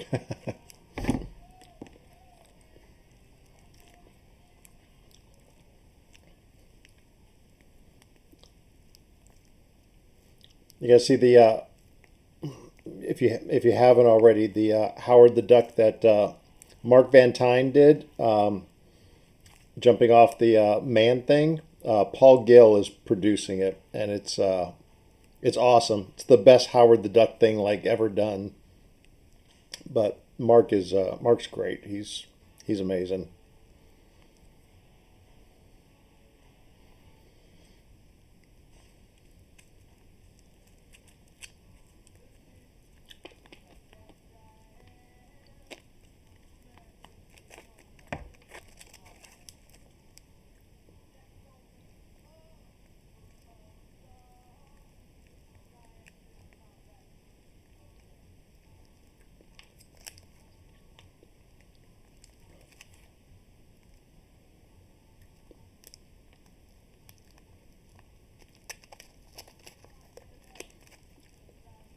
Yeah, I saw that. Like Kevin Smith is in charge of it or writing it or something like that.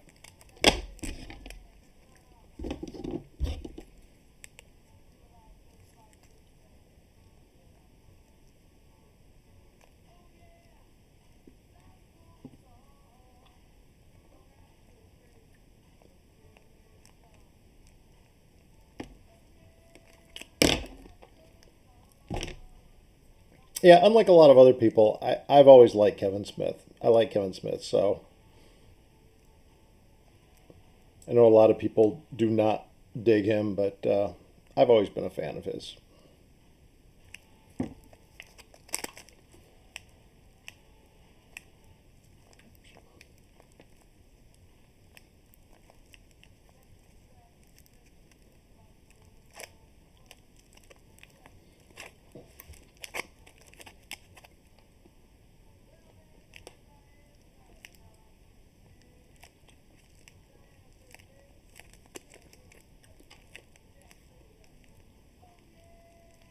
Let's see, once I bake this, I would just cut out, like, it'll just bake around the foil, and I'll just cut out all the foil, remove it, and then I'll fill in the space with, like, epoxy putty and magic sculpt.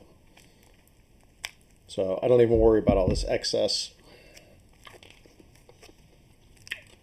Oh, thanks, Graham. Good to see you, bud.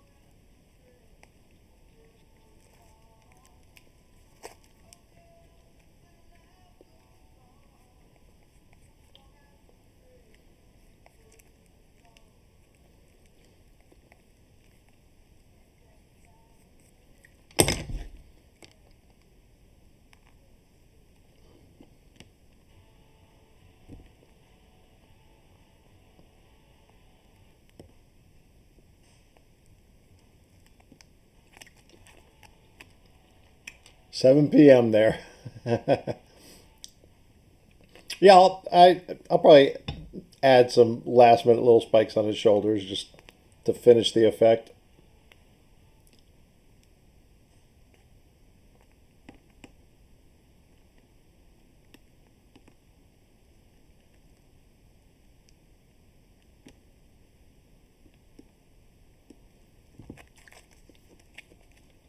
No, no, I never did Spawn. I I don't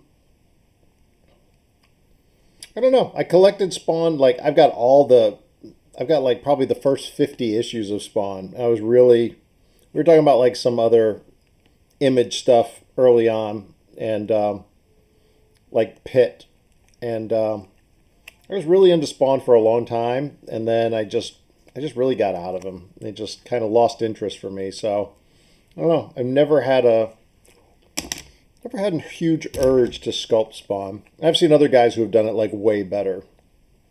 So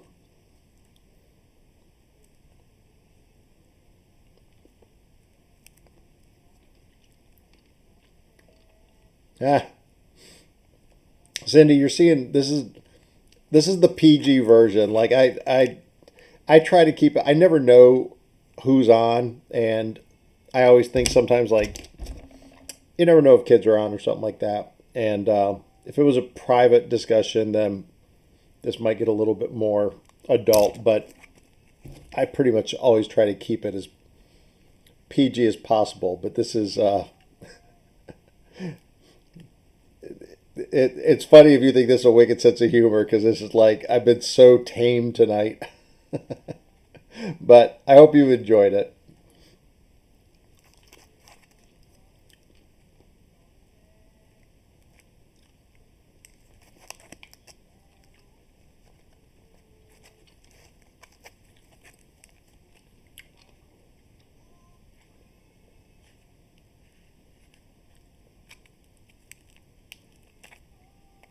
All right. Well, except for the spikes, I'm going to show you guys one last thing before I call it quits tonight. So, um, yeah, Archangel's, yeah, he's another one. Uh, I've got that whole run of comics, but he's another. There's certain characters I just don't have a lot of interest in sculpting. I like them. I've seen other people do them amazing jobs. There's just certain ones I just don't have a lot of interest in. And for some reason, Archangel's he's never been like a huge draw to me. But again, not knocking the character. But I'm going to show you guys how I generally smooth down my sculpts. So my sculpey pieces. This technique, I don't do this for, I don't really do this for epoxy putty or wax or anything else, but just for the sculpey. How long would I bake them? At this size, I'd probably bake them. I'd probably stick them in the oven for about at least 4 to 6 hours at 250, and then when it turns like a really kind of like a dark orange, I just turn off the oven and let him cool down in the oven. But a long time, a long time. So the longer you keep them in there, as long as you keep them on a lower temperature, like 250, you're not gonna. It's not gonna damage. It's only gonna get like stronger and harder. So what I showed some other people is I've got two containers. One is lighter fluid, and this one is 91 proof alcohol. And then I've got a whole bunch of brushes, and they're coarse brushes and soft brushes. So you start off with the lighter fluid, and you start off with one of the coarse brushes.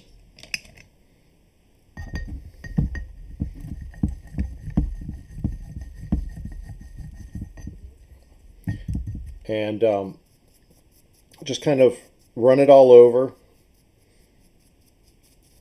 And again, this is like a hard bristle. And I don't push down too hard in here. I just kind of, and you don't want it saturated. You don't want pools of lighter fluid like down in there. You're just trying to kind of brush over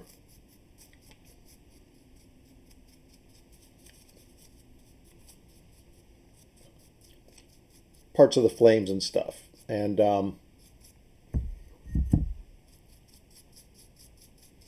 just keep kind of doing that. And the more you do this, it'll really start to take down detail. So you got to be careful. Wrong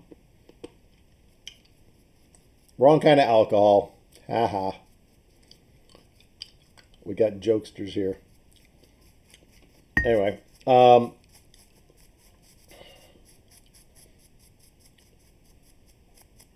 we go. And I'll just keep going over it, like wherever I've got like rough spots or parts that I want to like really blend in. And as it sits there, as it stays on the Sculpey, it'll like keep it like really kind of like soft. It'll soften up the surface of your Sculpey. So you definitely want to be careful. Now I'll go from this size, and I'll break it down. I'll reduce it down to like maybe like this, like really small. And now what I'll do is I'll be a little bit more careful, but now I'm going to start go in here a little bit more, and you can see, hopefully you can see, here we go, where I'm sort of blending in the detail.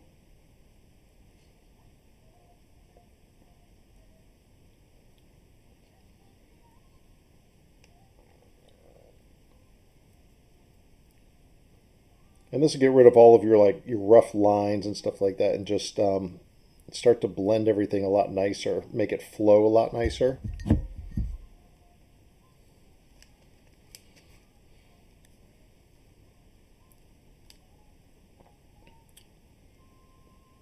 Um, how important is it to smoothing morning just with tools?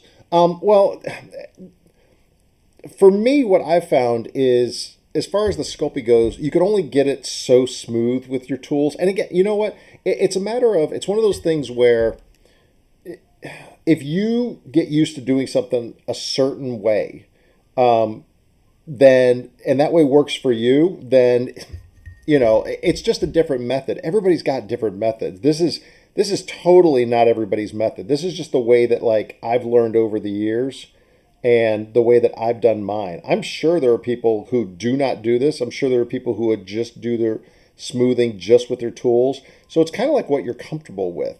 This is the way that I've done it forever. And I've found personally that I can't get it as smooth as I like. But it's not only that, I can also, this way's like kind of quicker. If I go over this with one of the bigger brushes and really brush something like aggressively, and then go to the alcohol like I'll show you afterwards, and I'll show you what that does. I can really get a sculpt smoothed out and all the detail, like, or not detail, all of the rough parts just taken away, and it's just a faster method for me. That's just a long way of saying that.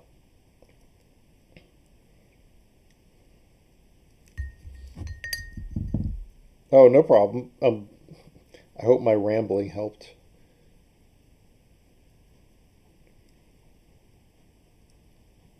Okay, so I'm not going to do the whole thing, you guys, but you can kind of see. There we go. Hopefully, I haven't gotten in the way too much. It's smoothed down a lot, especially like the flames, all those little parts in there. Like I kind of blend them together with the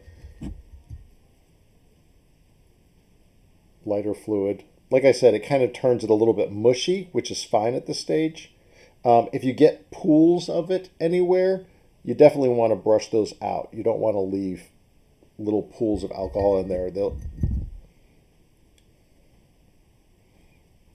You just keep brushing, brushing, brushing until like they go away. Okay, so once you're done with that stage, it's still kind of it's still a little bit rough and mushy, and I can see it might be hard to see in the video. But the next stage that I'll do is I'll go to alcohol, and it's 91 proof alcohol, so you can't use like the 70 whatever proof alcohol. It's got to be the 91, and you can buy it at any like pharmacy, grocery store, anything like that. So now I'll go to like a soft brush. It's firm, but it's very soft. Like these bristles are coarse, and this is, again, firm but really soft.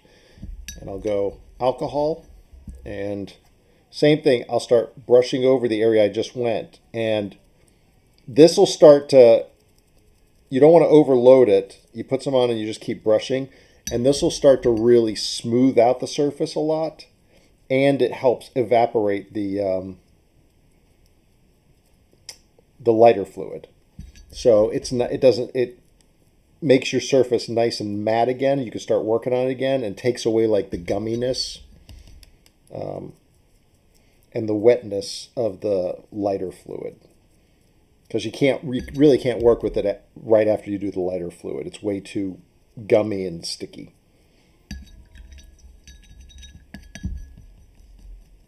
Isopropyl. There you go. Thanks, Graham.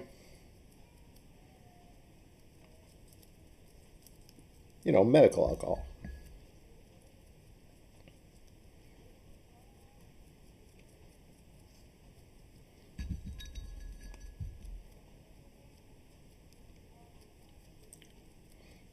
And it's going to be hard to see here, like in detail, but it's like if you were here looking at it, like the surface is getting really smooth, and the more that I brush it, it starts to get a matte finish again, which is exactly what I want. And as you're working on it, kind of if you blow on it a little bit, it'll help the alcohol evaporate quicker, and you can get to work back on it again faster. So now I've just gone down to a smaller brush. Still, oh, looks like I cut out for a minute.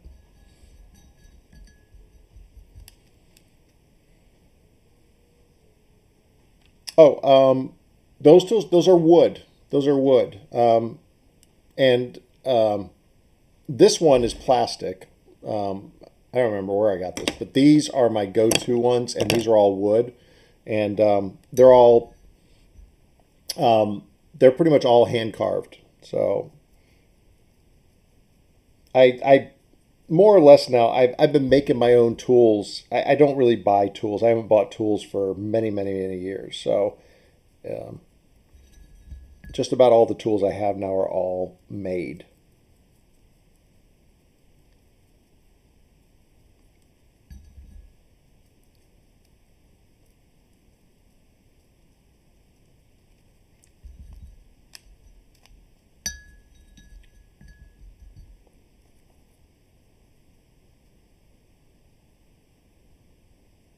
Anyway, and then after I go from this tool, like this small one, eventually I'll just keep breaking it down. And with the alcohol, not the lighter fluid, I'll go like down to something this small. And this is for getting into small crevices.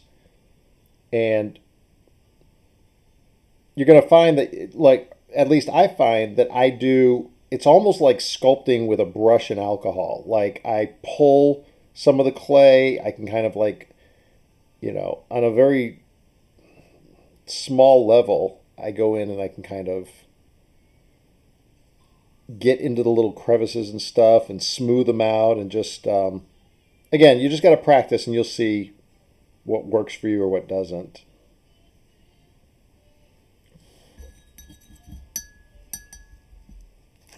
No, it doesn't. Yeah, it's just the matte finish. It doesn't change the color of the Sculpey really.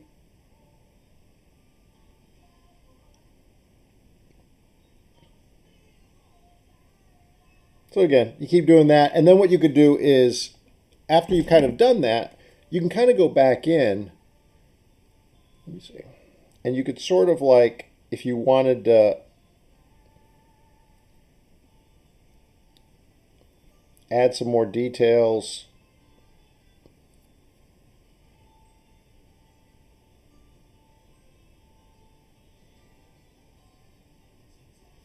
And now I could just go over it just with the alcohol.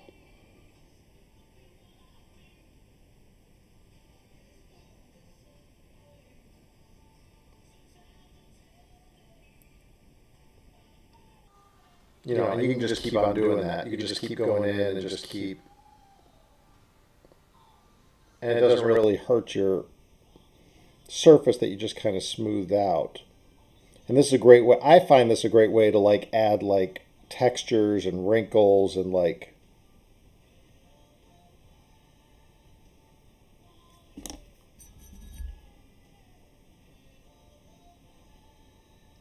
a lot of people, like if they're doing textures and stuff, they'll put saran wrap over so that they don't get the little balls of clay. But I find that if you go over with the alcohol and stuff, you don't have to worry about those much.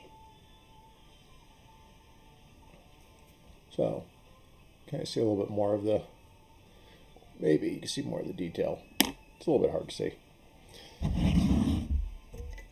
I'll just keep doing that. That's kind of my final. That's kind of my final stage before baking. Once you bake it, if you put it in the oven, like with the alcohol, you could smell it for maybe, I don't know, 10-15 minutes, where you'll definitely smell the alcohol, but then it kind of dissipates pretty quickly. It doesn't stick around for long. But you will get a smell, but it doesn't. It's not hurting anything. And now for the spikes, again, typically what I do is I'd make separate spikes out of epoxy putty. Just for tonight, I'm just going to stick a couple on. Just let's see. Let's put a couple.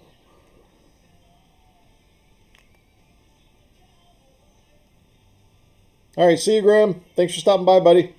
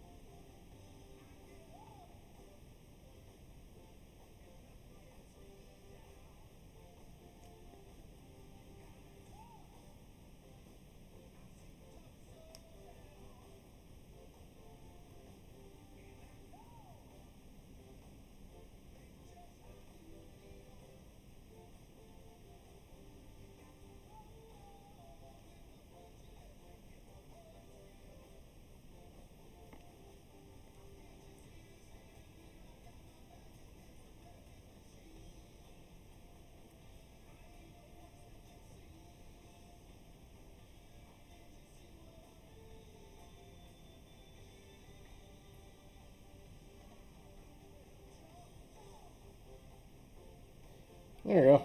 All right.